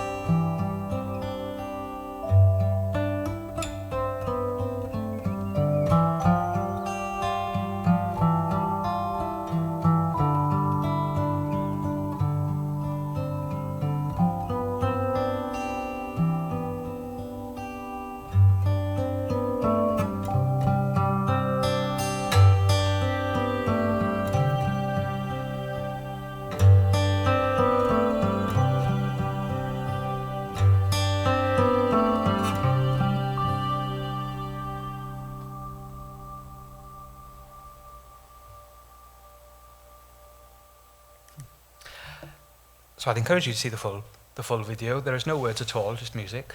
Let's do that. Trying to move on. I'm pressing it, honest. Testing this.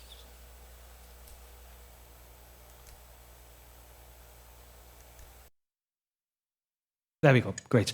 It was a powerful video, and using a community in North Wales who many of those children would have never left that area, and we wanted to tell their story and bring their stories to Glasgow with this, and we'll be taking that video again to Sharm el-Sheikh in November. So this is a snapshot, right, of the activities that Amgueddfa Cymru is doing around tackling some of that climate, tackling the climate and nature emergency, declaring one. I mean, I'm still waiting for some public bodies to do that. I won't name them. Maybe I should, but declaring a climate and ecological emergency, appointing members of staff. I won't go through the full list in case there is corrections that might be needed to some of them as I stare at the staff in the corner of my eye. But really excited about this. This really stood out to me as just an innovative, creative, and I know that's a really obvious thing to say, but working with young people, bringing the issues around fast fashion to life, things that are missing, in terms of the conversations around climate change as well, as it touches all facets of life. And doing so in a way that covers the 7 well-being goals as well. I would be all day if I actually went into the detail behind that. But just in the bottom here, I was supposed to say new skills. You can tell I did that quickly and had news in my mind. New skills. So there's much more to it than that, but thinking about Prosperous Wales and thinking about the communities that were involved as well. And then a local example in Amgueddfa Ceredigion in Mid Wales about land use, about speaking to people, bringing them into the conversations. No issue should be untouched when it comes to these dialogues and bringing the themes into the museum and bringing the museum into communities, as I know you're fully aware. I wanted to draw on something, actually. I think Will said it earlier around the connected nature of climate justice with other facets and other crises. This one on the left, I'll read it out quickly. Because all life is connected, each crisis facing our planet must be looked at as part of a whole. Therefore, when we speak of development, we must know environment. Oh my God. Trying to read it on the side is not the best thing either. Environment, development, and social justice, we must understand that they are intrinsically linked. The cost of living crisis is a climate justice issue called Hutton's Kill. That's part of a rally around climate change. Mental health, that figure in the middle around the deaths associated with heat waves, mental health in particular, and then that obvious link that we've talked about already today around climate justice and racial justice. These pictures, again, they're not photoshopped in any particular way, but maybe this has become the reality of our time, trying to tackle both the climate crisis in China recently, but doing so with COVID in the this is an image that I think that will resonate with our generations currently.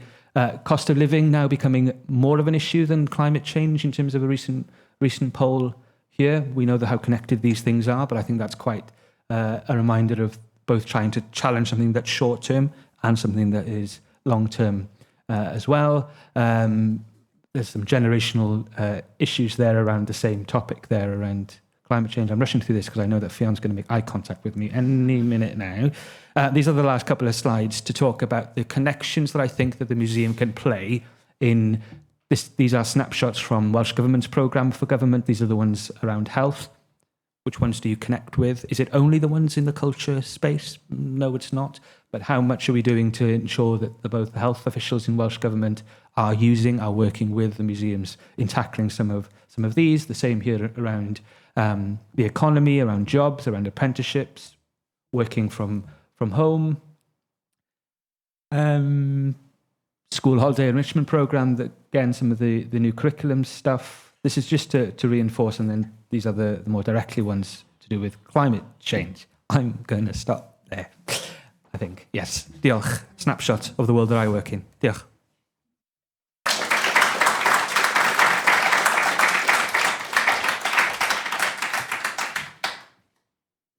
OK, diolch Jack, oedd hwnna'n ffantastig. Fi'n credu just cyfle i gael yn ysbrydoli rili gan rhywbeth mor pwerus yna, bod beth i ni'n neud yn rhan bwysig o taclo rhai'r problemau yma. To be inspired that some of the things that we can do can actually make a difference, can have an impact on that, I think was really powerful.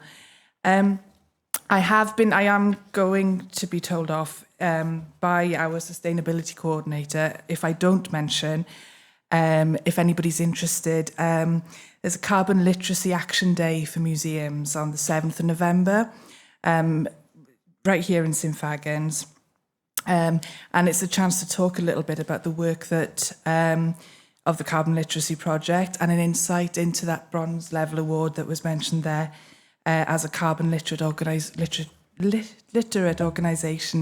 for Amgueddfa Cymru. And just taste the workshops really for ways in which museums and the culture sector can work with South Wales communities on becoming carbon literate. So I have done my job. If Anne asks, I've done it, okay? There are a few of these downstairs, but obviously you didn't want to print too many, but please grab it. For anybody who's based in Amgueddfa Cymru, if you contact Anne Sharp, I'm sure she can give you more information about that. I'm going to stop talking because I'm going to hand over to Tamsin, who's going to talk a little bit about competency framework and ways of that them can help us in terms of our careers as well, and some of that cultural confidence maybe that we were talking about. So I'm getting out of the way. Off you go. Fantastic, thank you. Can everyone hear me in the room and then also at home? I'm just going to make sure I do this correctly. Did we say right? Wunderbar. Okay, so I've got some questions up here, really to focus your attention and your ears to the content that I'm going to be covering over the next 15 minutes. So I'm going to be talking about the new Museums Association competency framework. I'm going to give you some background and the drivers to the change, as well as sharing the benefits. And then we're going to dive into the actual framework. I'm going to look at the structure, how we might expect our members in the sector to use it, and also to highlight how it feeds into you thinking about your professional development and the opportunities that we offer both within the Museums Association and the sector more broadly. So I appreciate that not everybody works in this space. This is my space of comfort. So I wanted to define some of our terms.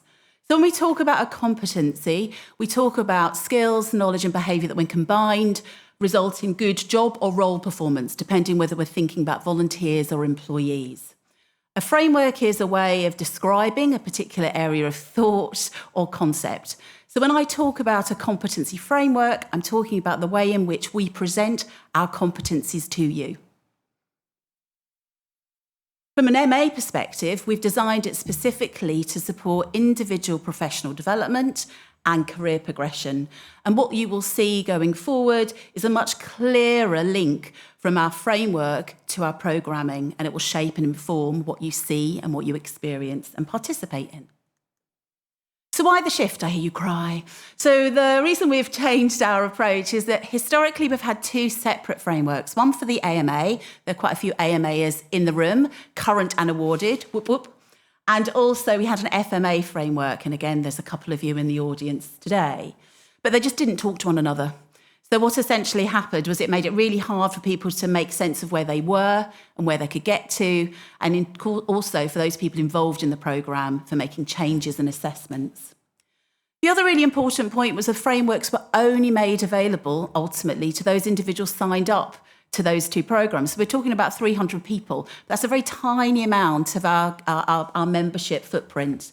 So we wanted to make sure that what we felt was really important to the sector was more accessible to anybody.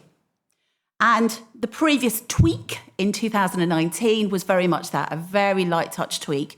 And we knew that so much had happened since that point. So we wanted to make sure that our framework reflected current thinking, issues and priorities in the sector.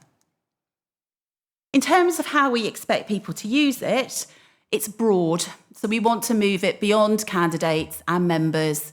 Non-members and the section the whole can use this framework. It's open source, it's online on our website. And the primary purposes are listed on the slide. So it's around strengths analysis, it's around identifying what you might need to develop. There's something about making connections around your interests and expertise for the future, as well as essentially creating that cultural confidence, creating a skilled workforce that's confident, competent, and really comfortable to affect change wherever they find themselves located. Secondary benefits, really, in terms of use, is also it provides a language for people. Not everybody works for a large national museum that has a dedicated HR department and dedicated frameworks. So how can we make sure that the sector more broadly has access to the language to perhaps help them nail a job interview, or to have a productive discussion with their line manager about their professional development, or maybe develop a role description if they're looking for funding or new jobs available. So what are the benefits? The benefits for us as a professional body UK-wide is that we now have an overarching framework that really guides everything that we do. And what we hope to do by having a far more transparent and accessible framework is make it easier for you to access what we have on offer and also to reflect about your future. So whether you're a specialist or a generalist, we want you to be able to think about your future more broadly. So what does the framework actually look like? So it's on our website. So for those of you that have yet to look, go and visit it. It's under our careers section. And there's a PDF document also for people who want to download it for easy access. It's values-based. So we develop the framework by thinking about the values we feel are critical for the sector in the 21st century. Now, these aren't MA values. We have our own values as an organisation, as I'm sure a number of you have. But we felt the idea of being inclusive, participatory, sustainable and ethical were fundamental. And that was our starting point. So we put our values right at the centre and heart of our design process, and then began to look more broadly around what that actually meant. So these are our 6 competencies: developing self and others, empowering collections, engaging audiences and communities, leading and change-making, managing people, money and organisations, sustaining relationships and partnerships. They're in alphabetical order because all of these are critical for us to be successful. No one is more important than the other. In terms of how the framework looks, this is the structure. So there's a competency. I've just given you 6 examples of what that competency might look like. There is a design icon to enable people to more accessibly look at the framework and what it entails. We have a summary statement that positions what the competency is all about, and then statements that add additional detail and focus, as well as levels, which I'll talk about in a moment. So this is one I've prepared earlier. So this is an example of leading and change making. And I've chosen this particular competency to highlight because I think it resonates very much with everything we talked about today in terms of going forward and making change. And this is about us all having a role to play. There are 18 defined competency statements that outline things that perhaps you could be thinking about within your own role or organisation. And there are 4 levels. Here's again one I prepared earlier. So this is leading and change making. We've got the title, the icon, the summary statement, and then what we have got is 4 levels with statements underneath. What it does, as I've said already, is highlight opportunities for professional development. Now, I've got 4 slides here. I'm not going to talk through all of them, so you'll be pleased to know. But what you should be able to do by looking at the framework is begin to think about, okay, well, what can I do? What has got the MA has got on offer for me? So I might say, if you feel you're at level 1, that have you thought about attending our Don't Stop Me Now careers event in November? I might also highlight our Museum Essentials programme, career conversations with me, as well as the AMA programme. If you're at level 2, I might say similar things, but I might highlight, have you thought perhaps about moving on up? It's in person this year. It's in Manchester in March. And I might also highlight the fact that coming your way soon is a standalone mentoring programme, wherever you might be in your career journey. And the same continues. So if you're at level 3, I might highlight the fellowship programme. At level 4, I might also highlight other initiatives that we are modelling success on. So, for example, the leadership network that we've recently launched. So I've talked quite a bit about levels, and I just really want to highlight that our thinking around this is not associated with the traditional notions of levels within a hierarchy. Just because you're higher up in an organisation doesn't necessarily make you more skilled in a particular competence. Just because you've been in the sector for 30 years doesn't necessarily make you more expert than somebody that's worked in the sector for 3 years. So we try to decouple those notions of competence and expertise associated with job title, hierarchy, or length of service. They're not helpful, they're not useful, it's not the way to go. So when we talk about levels, we're talking about essentially your career journey. We're talking about how you've moved from awareness to skills, understanding, knowledge, and expertise, about your contribution, your experience, and also your achievements. And again, here's one I've prepared earlier. So in my final few slides, just really want to highlight the other reason we're really excited about this is that whilst I've just talked about the levels, so if I'm an AMA candidate, I will be looking down level 2. If I'm a fellowship candidate, I might be looking down level 4. It also provides opportunities for individuals to think about specialisms. So if I'm a human resources specialist, what I might want to look at specifically from a museum sector perspective is developing self and others, because it's all around coaching, mentoring and well-being. If I want to work in a learning role, I might be more interested in looking at engaging audiences and communities. Another example here, if I'm in fundraising, relationship building, sustainable building is important in terms of partnerships and grant giving. So here's one I prepared earlier. So this is if you were interested in becoming a collections specialist. So collections. So the competency you should be most focused on is empowering collections. They're a level 1 to 4. So locate yourself where you are, where you feel confident and where your gaps are. And then there are a whole raft of different things that you could be doing from our perspective to support your journey, whether it be a Museums Essentials course that my colleague Sarah wrote on working with collections, or whether it's about reading our Supporting Decolonise in museum guidance. There's lots of resources and opportunities for you to develop with respect to that particular competency. So, as I close for today, hopefully you've been paying attention. I covered quite a bit of ground in a very small amount of time. You'll be pleased to know this is not an open quiz. There are no prizes. This is individual reflection. But the framework is based on 4 important values: being inclusive, participatory, sustainable, and ethical. We have 6 competencies that guide our work behaviours. There are 4 levels that might relate to where you are, and it's very much a patchwork. You could be at level 1 for one thing and level 4 for another thing. So we've increased the flexibility and the adaptability of our approach to professional development. For those of you, and I think there are a few here, as I said, that are focused on the AMA, that's level 2, and we will be assessing 34 competency statements at your professional review. So my challenge to you, that's telling me I've got 2 minutes to go. My challenge to you is find time to read the documents on the website, and if there are any other questions that come up, please do let me know. And also, in terms of all of your professional development, just begin to think about, okay, so what have I experienced today? How does that relate to the competency framework? Has that increased my knowledge and understanding? Have I already sneaked from level 1 to 2, or 2 to 3, or 3 to 4? And what does that ultimately mean for your next steps? Are there any development needs that we can help you with? And on that note, I'm going to finish and hand over to Fionn to invite us all to have a cup of tea, I think. Thank you so much.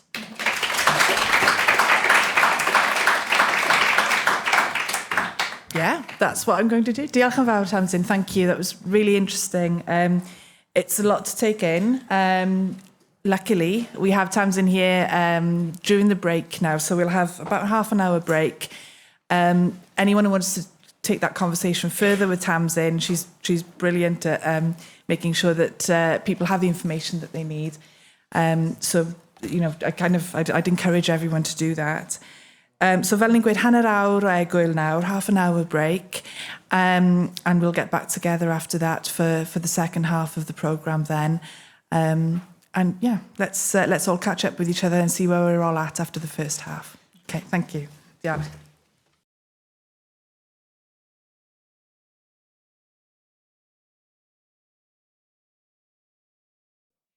Okay, I think, well, people can join in, can't they?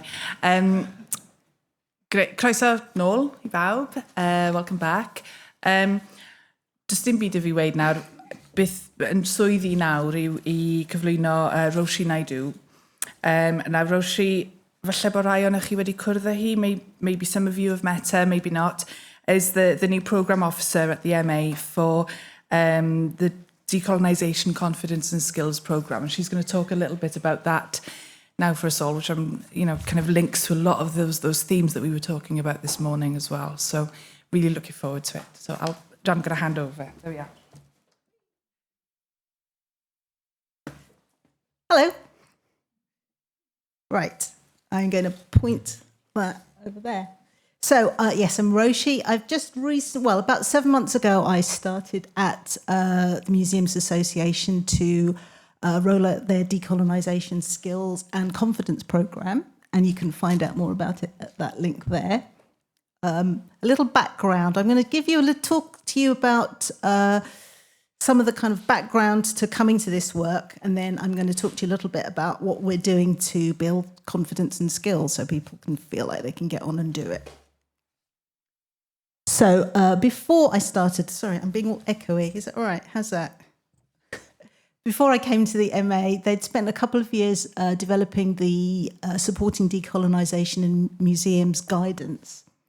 And this is a quote from it. And what I really liked about the guidance was that rather than providing a sort of technical framework of how to do things, it just gave you various ins of how you can think about decolonisation and how you can think about all the huge bucket of things now that are in this under this umbrella. So today, decolonial thinking and practice recognises that despite the formal end of colonial rule, the legacies of empire remain with us in many current political struggles and everyday experiences.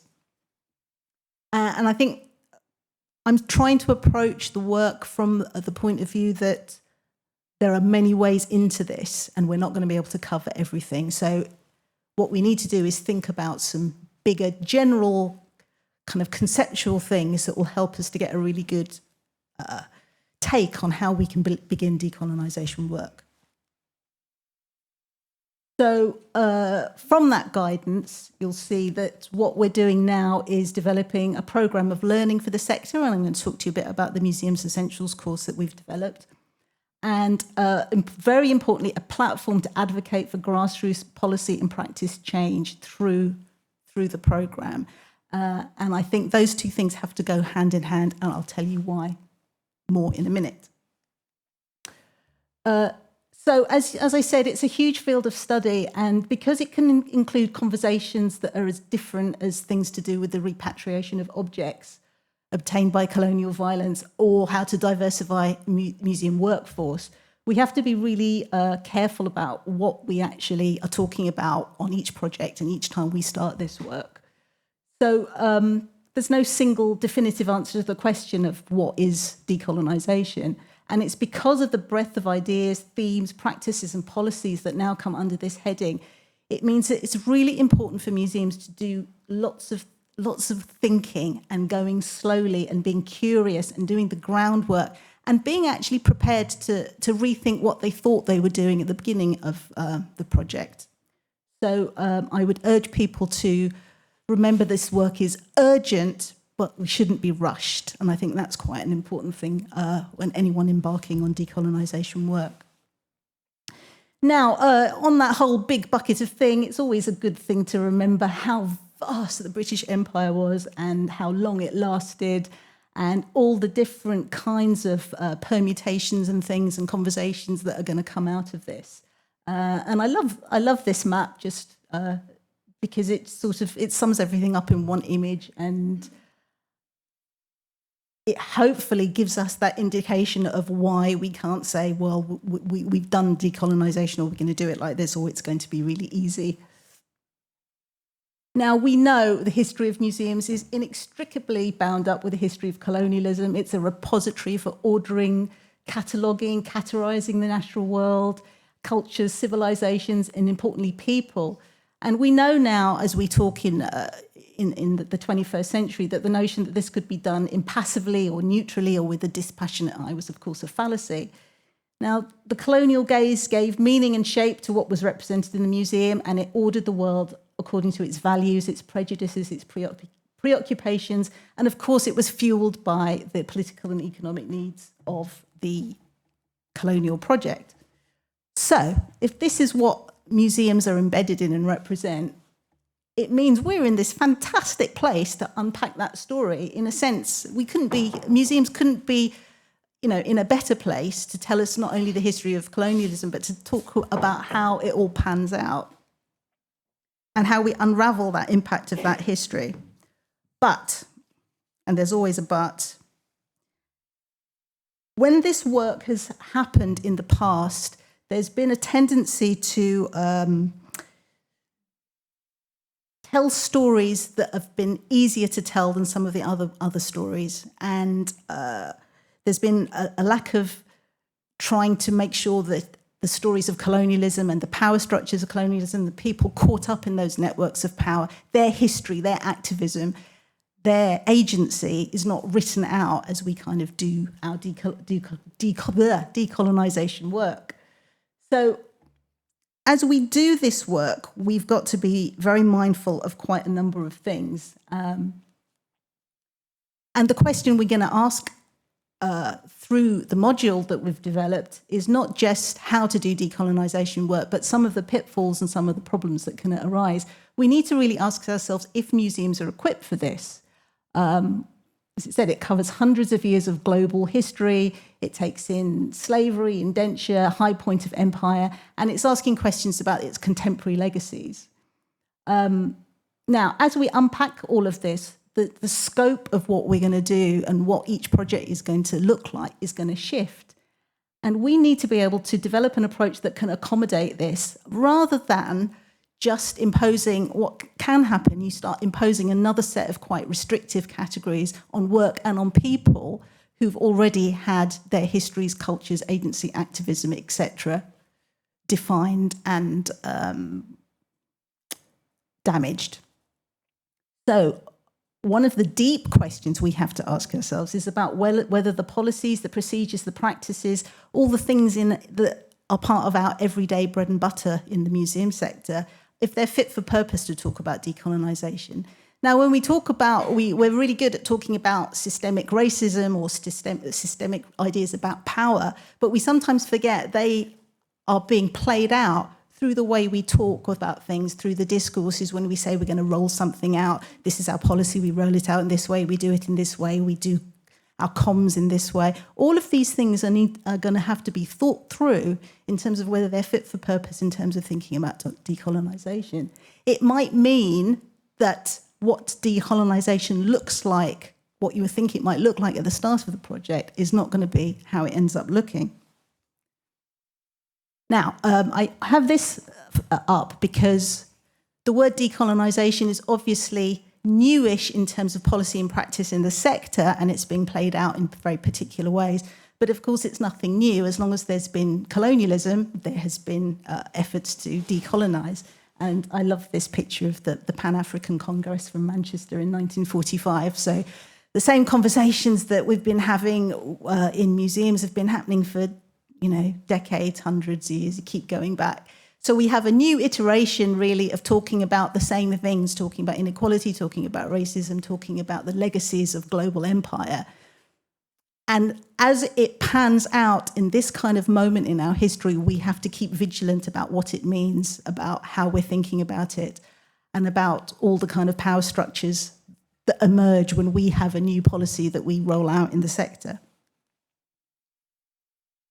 So, as you know, when the Black Lives Matter campaign happened, there was a kind of renewed interest in thinking about racism and thinking about the legacies of histories of race and representation, because a lot of the campaigning activity either sparked or added impetus to was focused on the ways in which heritage perpetuated racism. And this included, as you know, the Rhodes Must Fall campaign, the Colston statue being pushed into the harbour in Bristol, and sort of raised really urgent questions about the connections between historical representation and contemporary inequality. But also we know this was really contentious in lots of parts of the British media and lots of parts of our political culture. But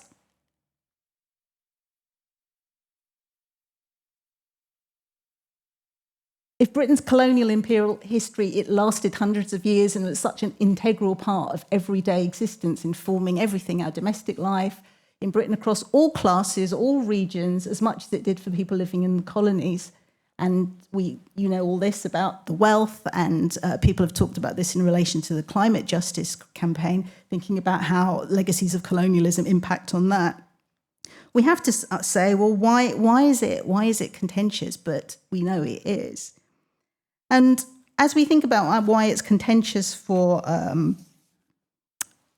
people that we feel like we can easily sort of dismiss, I think we have to remember it's also very contentious for museum people, because there are a lot of things that we are going to have to address and think about. We're going to have to think about loss of authority, loss of power.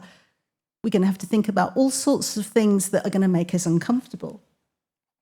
I love putting up these slides of these are from the National Archive, but when you think about the kind of legacies of colonialism, you forget that it was so much part of the everyday life, like in turn of the century, in the 1920s, for example.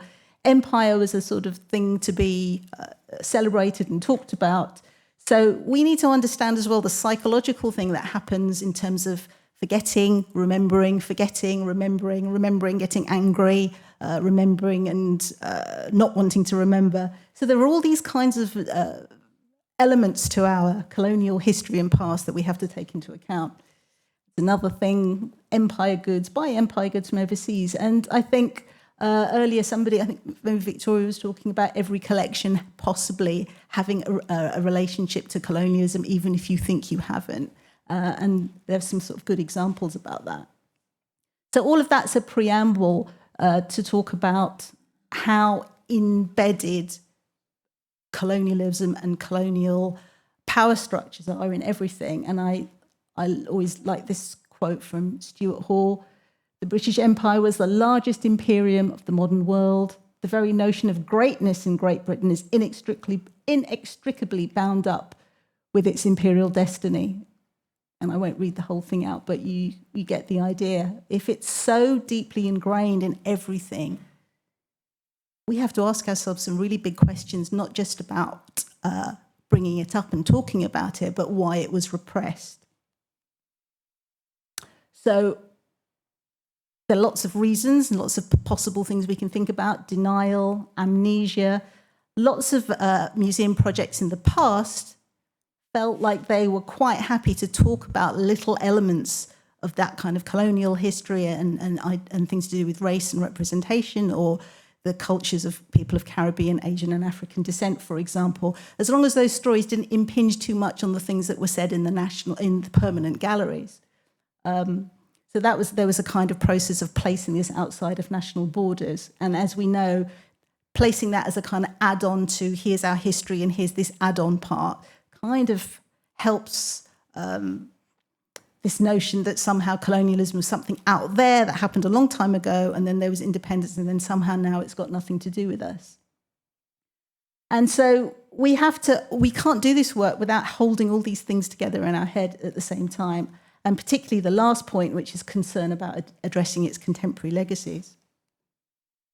So when we were developing the module, it felt really important not to just do what people have done in the past, which is to say, well, all those big theory, difficult questions, we don't, let's just get on and do it, and let's worry about that stuff after. If you worry about that stuff after, you end up encouraging projects that are piecemeal or on the side of a museum's concerns, or a little bit patronising, or funded for a little while then forgotten.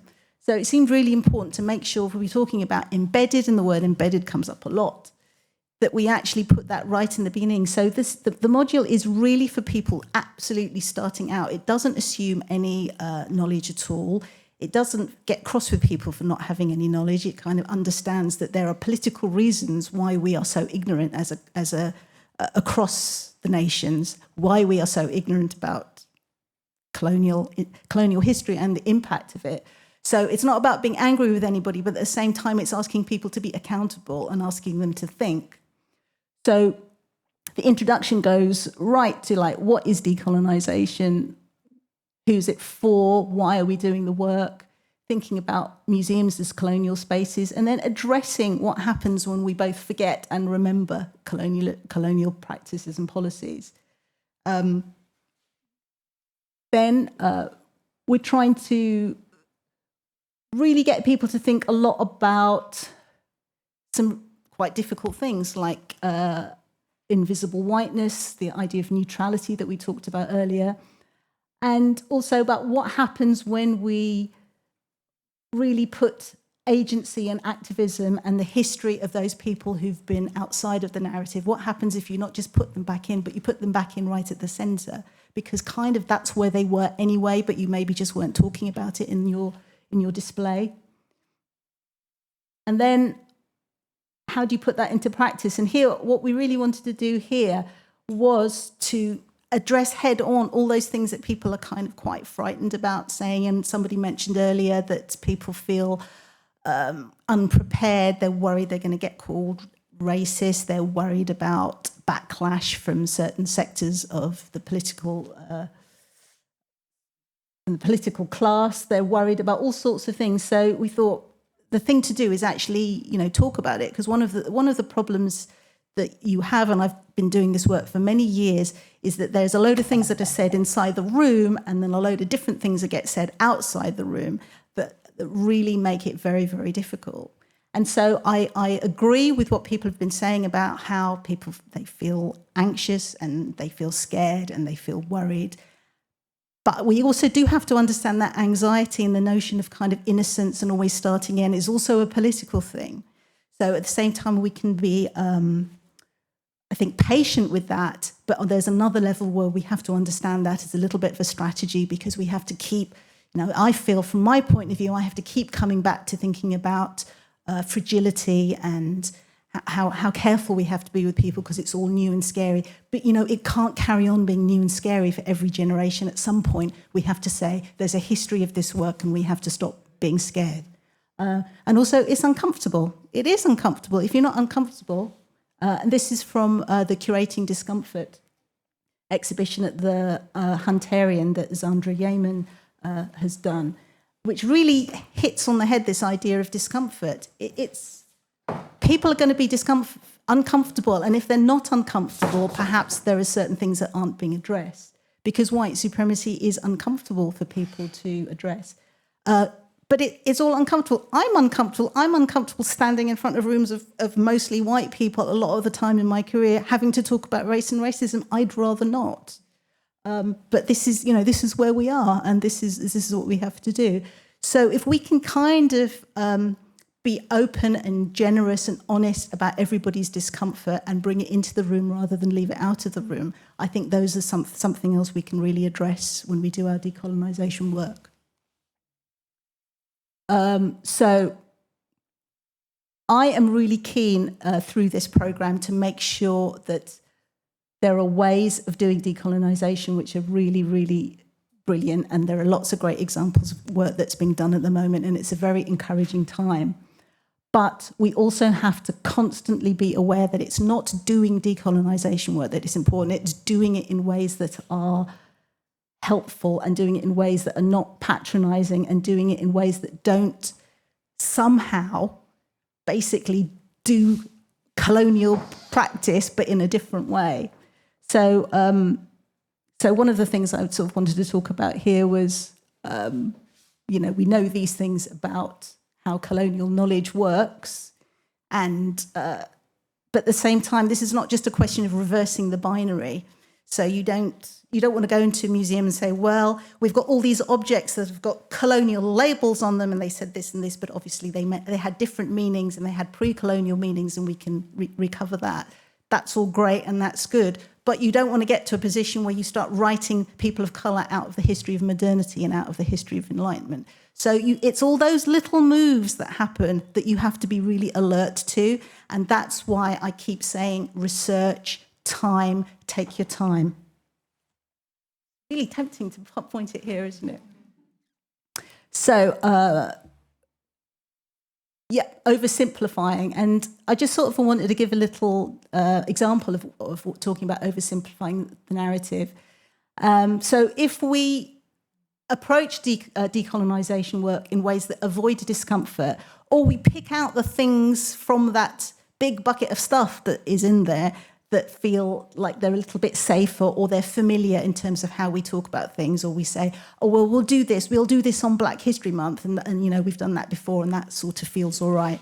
Then we kind of, we're going down back down a road we don't want to go down. So if we really want to make this an important moment in our history and how we talk about things, and if museums really do want to lead the way in setting the agenda and setting the narrative, they're going to have to really think about some of these more uncomfortable things. And I wanted to think about this as an example. And when we talk about nuance in this work, this is what people are talking about. So Windrush, of course, is very, very important. This is the Windrush Memorial at Waterloo Station, and it's very, very important that it's commemorated. But at the same time, Windrush as a kind of signifier of the moment that Britain goes from white to multicultural has sort of really stuck in people's heads as being, this moment. So what you get with some of the ways in which we think about Windrush is this white past, multicultural present narrative, which we all want to celebrate our multicultural present but at the same time feel nostalgia for this white past. If we start to sort of unpack that a little bit, then we get to much more interesting places. And this quote's really important, I think, in relation to this, which is to remember that although a lot of the people that were on the Empire Windrush were actually returnees. So rather than this being a moment of migration, it's a lot more of a complex story. And we often in the past, people in the sector have not liked complicated stories. They want to celebrate something, or they want to say, well, this is a little bit of Black history we can take and we can talk about and shove it in a corner. But having it in part of the main story of the nation that you're talking about, that's always been a little bit problematic. And that's why I always when I used to do stuff for archives, working with sort of the national curriculum and work for children, we used to keep picking out things of different stories of people from the Caribbean to tell. And this is one of my favourites, which is the sculptor Ronald Moody, who came to the UK in, I think, he's born in 1900. He came to the UK very early on in the 20th century. 1923. He came from Jamaica and he came to study dentistry, and then he went to the British Museum and he saw sculptures and he thought, oh no, I really don't want to be a dentist, I want to be a sculptor. So he finished his exams, but then he went into becoming a sculptor. His work brought him great critical attention. He had exhibitions in Paris, in London. When the war came, he was in Paris, and when it fell to the Nazis, he had to flee with his wife, who was an English painter. And there's this really harrowing story about them having to cross the Pyrenees and being, just really, really interesting story about him returning to England, and he gets back here in 1942. And when people, I've been in rooms with people that have been really surprised about this story because it's a way of it's a way into thinking about the complexity of our past without thinking about it being sort of post 1945. Again, and we're so great place to talk about the race riots in Cardiff in 1919. And if you look at at that link, obviously not now, but you'll see some of the things that the police are saying about the Black community in Butetown and about what happened in this moment of riots or uprisings, as we possibly might want to call them, has so much resonance for how we talk about things today. And similarly, I love this piece of writing by Jill Branston about cinema going in Butetown and about the kind of, she interviewed lots of people that lived there who talked about their very ambiguous relationship with sort of being a port and how it made them feel like they were getting information from, like cultural information from abroad sooner. They had different fashion. He talked about sort of cinema going. It talked about some of them being extras in a couple of films when they needed sort of African-looking people, and they sort of went off and they did extra work. And you get all these really, really kind of rich and interesting stories when you just open up your kind of horizon to what the possibilities are under this kind of rubric of decolonisation. So I would say that thinking, theory, research and consultation with people is the practice, and it's not something slowing down your decolonisation work. It's making it grounded, it's making it meaningful, and it's making it long-term. I think wherever you are in the team of museum people, decolonisation will apply to you, but it might take time to think about how best to do that, particularly if, the thing I said earlier about thinking about the structures and the way we work and the discourses we use and the shorthand in which we speak to each other, all of these things are imbued with a certain kind of power relationship that we, take for granted. I would also say there's a lot of existing material, expertise and knowledge out there. There's so much to to learn and discover, and a chance to make really new, interesting connections. And the most important thing, I think, when you're bringing people together to do this sort of work, is this is not some punitive tick box exercise. This is not the latest thing coming down from government that you have to do. But if it's approached sort of wholeheartedly, it's going to enhance our sense of shared humanity and your museum's relevance to a wider group of people, but not in a superficial way. You can do this in a way that really means it's a long-term commitment to social justice and a really long-term commitment to people feeling kind of connected to the work you're doing. And I was going to end with this exhibition that was on recently, which I thought was great. And what was really interesting here is you get lots of people like Hugh Locke talking, just sort of using art to think about all of those complexities of how we think about those power relations that are embedded in colonialism. So there's all sorts of interesting ways in which you can access the work. And I think particularly through, there's been so many great art projects that have talked about how you can use art to address all those absences in our collections, or the absences in how people are catalogued, or the labels on objects. So there's a lot of fun things to do, and I think for each of us, and at the start of each project, at the start of each conversation about this, we have to ask ourselves, what do we mean in this context, in this moment when we're talking about decolonisation? What are the main conversations that are happening where we are? What are the things of specific importance to us? So keeping it really grounded and keeping it really open, and not doing those, people like me, and I'm not just speaking as an individual, I'm connected up with a lot of people who've been doing this work over a number of decades. This time, you have to do it. You've got to get it right this time, because we don't want another cycle of waiting for some terrible event to happen when everyone says, oh, well, we were doing stuff on race and then something else happened and then the funding ran out, or something more important took its place, and then somebody dies, and then we start all over again, wringing our hands and saying, oh, really, we should be doing something. This is the moment we have to make it count, and we make it count by doing it really properly and thoughtfully. Okay, diolch.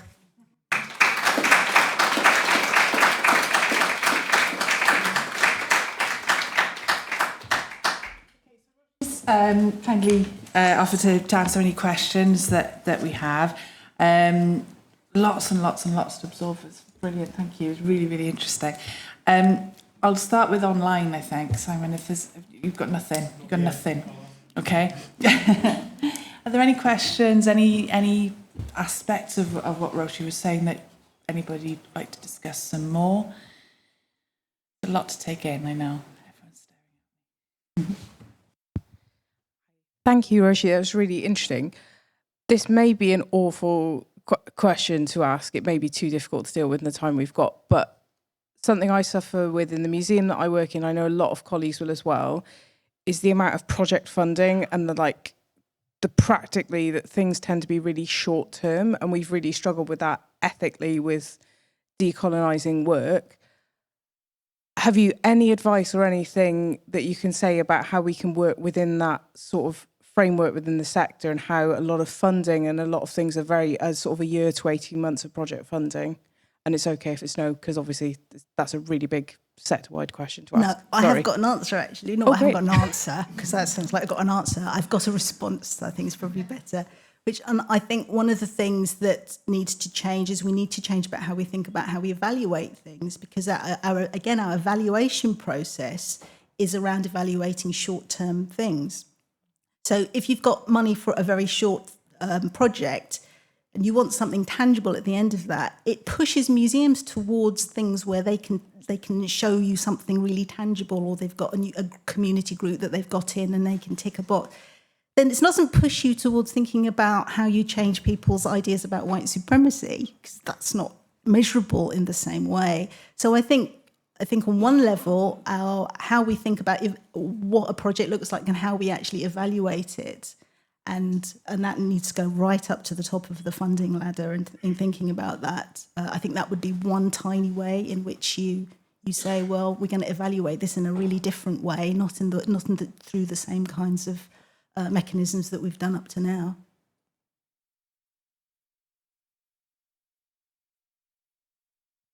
That's from Jane Henderson. It says that when we deal with discomfort in public spaces, have you any good ideas, case studies on how to support people being exposed to discomfort, stroke, resurfacing trauma? No, it's not my. I think what's quite interesting at the moment is that there's been a lot more of a dialogue that has come parallel with decolonisation about supporting people and about well-being and about discomfort and recognising that things are traumatic and recognising. I think the language has changed around those sorts of things, but probably weren't in place even like 10 years ago. There wasn't much thought about how looking at. I know around the bicentennial of the abolition of the slave trade events, there was terrible things that were brought out of storage, but probably less discussion about the kind of impact that would have on people having to look at them. So I think the conversation's moved on now, but I don't really have the expertise to have any specific examples and things. But it's definitely something that we need to talk about more.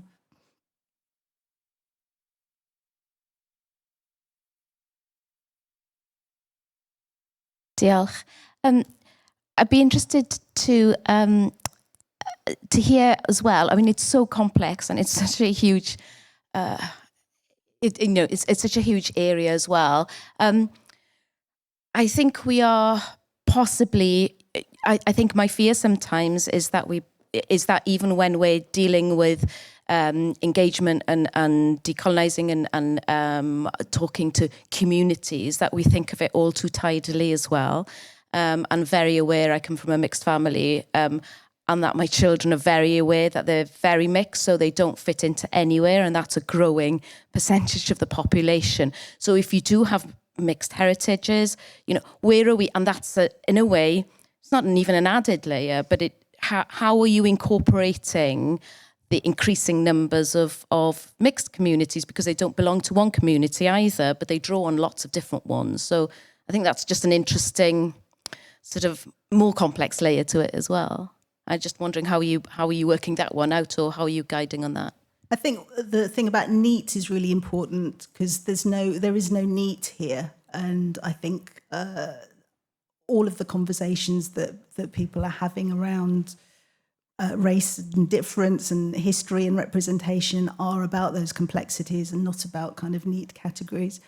And I would say that also on that thing about neatness and community, I think there's a kind of overly kind of cozy narrative around community engagement sometimes, which we need to challenge, which is about asking better questions about what they're getting out of it. And the thing I keep coming back to, if somebody from that community that you're talking to, if you're not thinking about how they can be head of a national museum one day, then don't go and talk to them, because those are the kind of bigger things, not come and help me do my project and then go away. We know that that's not really so much now, that dialogue has definitely got much better, but there is still a little bit of a conversation around whether or not we think those people can be heads of museums or have jobs. We're very keen to do community engagement. We're less keen to talk about workforce in terms of paid jobs, I think. So that's slightly adjunct to your question, but when you said neat there, I kind of got triggered by that word, so sorry.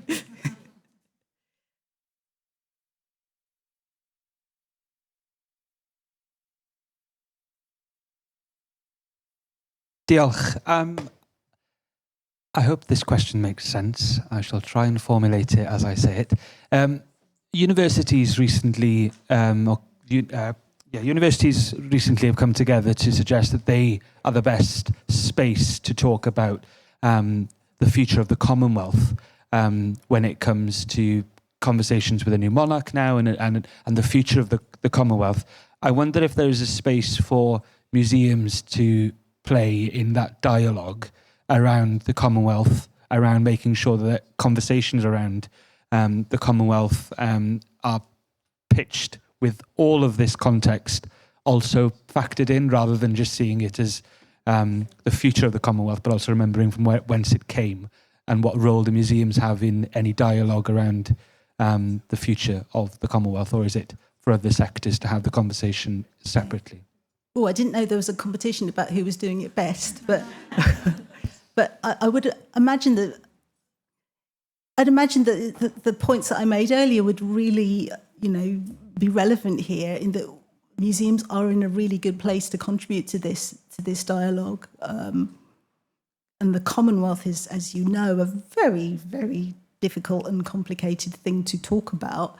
And particularly as we have conversations about the role of the monarchy now, as it's kind of been opened up in the last few weeks, I would say, yeah. I mean, if you're saying, is this a kind of conversation museums should be getting involved with, and as it's absolutely related to decolonisation, I would say yes.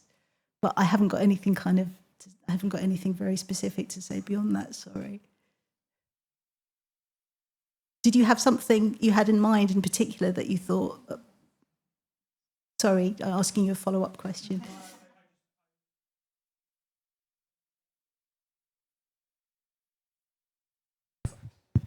It's becoming such a big topic as a result of a change in the monarchy, and I wonder what role the museum has in playing a part in that conversation. You've touched on some of that, and challenging in the dialogue and the discourse as well, rather than just.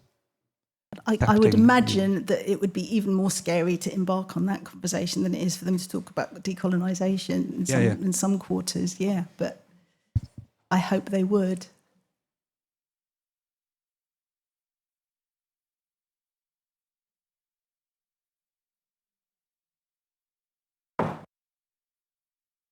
Hi. My question sort of focuses on workforce, and particularly front-facing workers who are often in the public sphere and engaging with the public. What sort of support do front-facing workers need to ensure that they can continue to do their jobs and sort of protect them, but also make sure they're informed and supported by the organisation?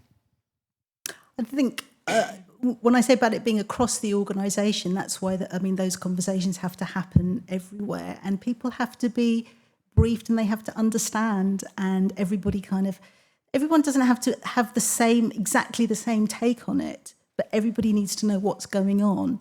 And I think front of house staff in particular they're the people that are going to have those questions, those really stark questions about why was that statue taken down, or what's this, or why has that label got that change. And when you have a project, when it starts, I think if you have buy-in across the museum from the different departments of it, right from the top, from senior managers to front of house, not because I think in the past as well it's been a kind of in a bit of a curatorial policy place, and they don't, and I say they, so people like me don't see the impacts of, I can say something clever about changing something in a display, but I don't have to deal with the question when it comes in, which is why now this is again a really good time to do that long deep work. And that means training and talking and doing things like it's not that I'm plugging the module, but something like a module that starts right from the very, very basics and doesn't assume that everybody knows everything, and works within the framework of, frankly, we're a country that's been lied to. And so the shock of being told the truth is really traumatic for people. And that goes across the board, So I think it's going to sound a little bit now, I just think kind of us all being kind to each other and understanding that different people are going to come in at this at different points, but that we can kind of bring all of that pain and insecurity and misery and all of those the things that we can't talk about. And I'm sure lots of people at work at front of house say, well, it's all very well you doing that, but I'm the one that gets, I have to deal with the questions. If we can sort of, again, when I talk about bringing the conversations from the outside back into the room, or not back into the room, in the room for the first time, that's sort of what I mean, because this is really difficult. It's nobody's saying it's not kind of it's making us all edgy for different reasons. But I think we can't get into a position where those of us that are really into decolonisation think it's great, where we think somehow we're not edgy because we're probably just as edgy as everybody else, but we maybe have got different things that we need to think about in relation to that, which was a long, rambling answer to your question, but so sorry.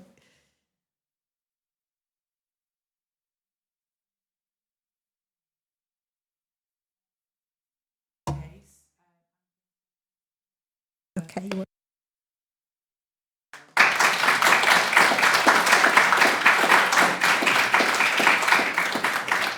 Okay, and we'll hand over now to Kath. So we come to the last part of the day now. That sounded like, oh, thank God, I didn't mean that. Sorry, Kath. So Kath yw cyfarwyddwr casgliadau ymchwil yn Amgueddfa Cymru. Mae Kath yn mynd i sôn ychydig am gamdiweddara cronfa Esme Fairbairn, yn wedi'i pwyslais ar ddefnyddio casgliadau amgueddfeydd i hybu cynlluniau gyfer cynhwysiant. So Kath is is our last speaker of the day. It's written down, I can't. She's our Director of Collections and Research at Amgueddfa Cymru, and she's going to talk a little bit about the latest phase in the Esme Fairbairn Foundation funding through the MA. And once Kath has spoken, I think we'll just wrap things up together, and then it's time for a drink. Okay, thanks. Diolch, Fion. A fi eisiau bydd glased o wyn mawr yn aros amdano ti. Okay. Mae'n rhoi pleser mawr i ni i lawnsio cynlluniau newydd ar gyfer y gronfa casgliadau Esme Fairbairn yma yng Nghymru. Dwi'n hyderus iawn fod y cynllawiau newydd yn addas ac yn adlewyrchu yr uchelgais i gryfhau yn cydweithio gyda'n cymunedau ar draws y wlad. So it does give me a huge pleasure to be launching the new phase of the Esme Fairbairn Collections Fund here in Wales today. And I'm confident that the new programme will reflect our ambitions to work more meaningfully with our communities, which has been a recurring theme today. The Esme Fairbairn Collections Fund has run since 2011, awarding over £11 million in over 170 grants. Many museums in Wales have benefited, including Amgueddfa Cymru, Glyn Vivian Art Gallery in Swansea, Park Howard Museum in Llanelli, and Pontypridd Museum. The fund has developed a lot over the 11 years it has existed, evolving with the priorities of both the Museums Association and the Esme Fairbairn Foundation. When it first began, it was about making better use of stored collections. But in recent years, it's very much focused on the significance, distinctiveness, and power of collections to people. And we've had direct experience of this at Amgueddfa Cymru through our Valleys Retold partnership project with Cynon Valley Museum and Cyfarthfa Museum, and partnerships with communities in South Wales. The project has focused on exploring, sharing, and reinterpreting underused collections, creating new narratives and meanings, and developing equitable partnerships with those museums and communities. So how are the funding decisions made? There is a selection committee made up of Esme Fairbairn representatives, Museums Association, and museum sector representatives. So I joined the committee in 2021, just as the fund was changing everything about its grant making to respond to the COVID pandemic.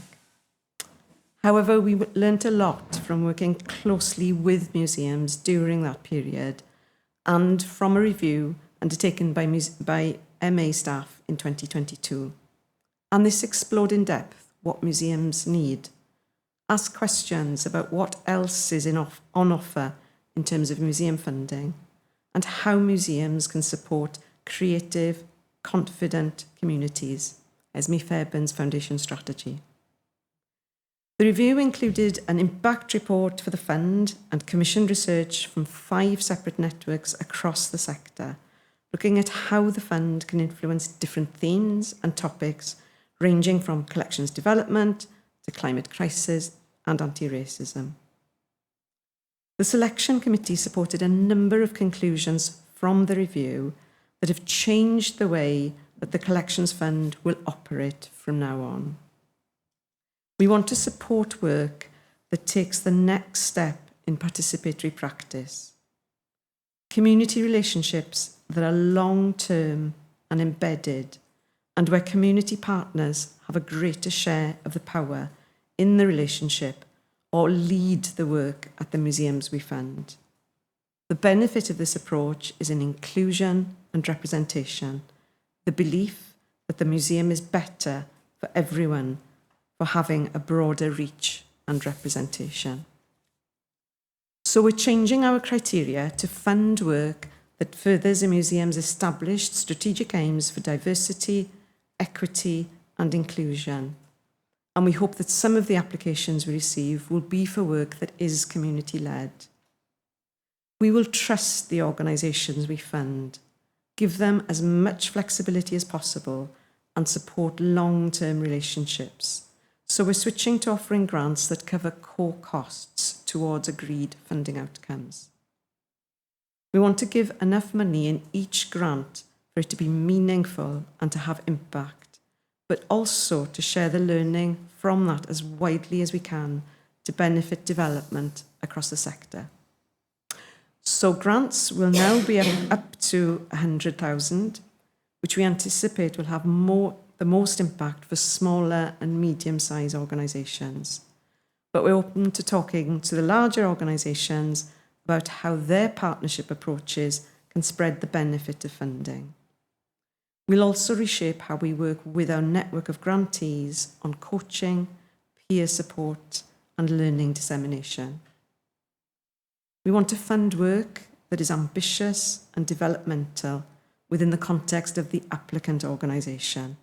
So that will result in a mixture of grants where some are for sector-leading innovation and others might be for work that results in valuable change for the applicant. We will still fund work that uses collections because it's the Collections Fund. And the application process will be very similar to now, with a two-stage application process and expressions of interest deadlines in March and September. Applications will open in November 2022, so full application guidance, criteria and forms will be available at that time. So I'm going to introduce Sally Colvin, Programmes Manager, and Sarah Briggs, Collections Development Officer, who run the fund at the MA. And for online delegates, please get in touch with Sally and with Sarah if you have any questions. And for anyone in the room, please make the most use of chatting to Sarah and Sally. Well, actually, Sally, you said nobble you, didn't you, over a glass of wine for something in the networking session to follow. So, just i ddiolch i chi gyd, dwi'n edrych mlaen I weld llawer o ceisiadau diddorol, uchelgeisiol o Gymru. Rwch cynnig arni. I really look forward to seeing some innovative and ambitious applications from Wales. So give it a go. Diolch yn fawr iawn I chi.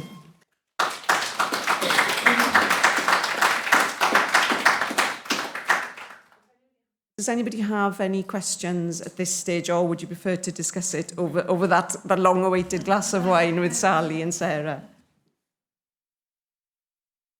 Wine it is then. Go. Okay.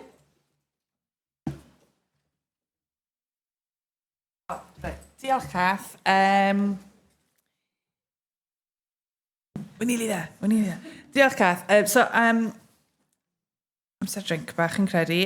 Diolch i'r holl siaradwyr heddi.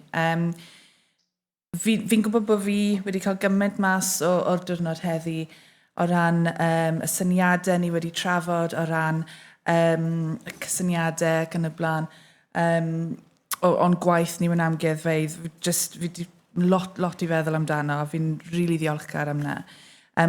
Thank you so much to all our speakers. And to you as members for being here and for participating. I know I'm going to take away a lot of things to think about, to ponder, to take further and so on. And hopefully you feel the same. Diolch i Amgueddfa Cymru am y croeso a'r cefnogaeth i'r digwyddiad hyn. A diolch hefyd i'n cyfeillion technegol am eich help. Thank you to Amgueddfa Cymru for their support of this event and for the welcome. And thank you also to our technological geniuses who've helped us as well. And I think at this point it's time to say goodbye to our online friends. So thank you for joining. And I think that's everything I have to say. Sharon, do you want to say anything? Or no, we're having a drink. Good, lovely. Okay, diolch.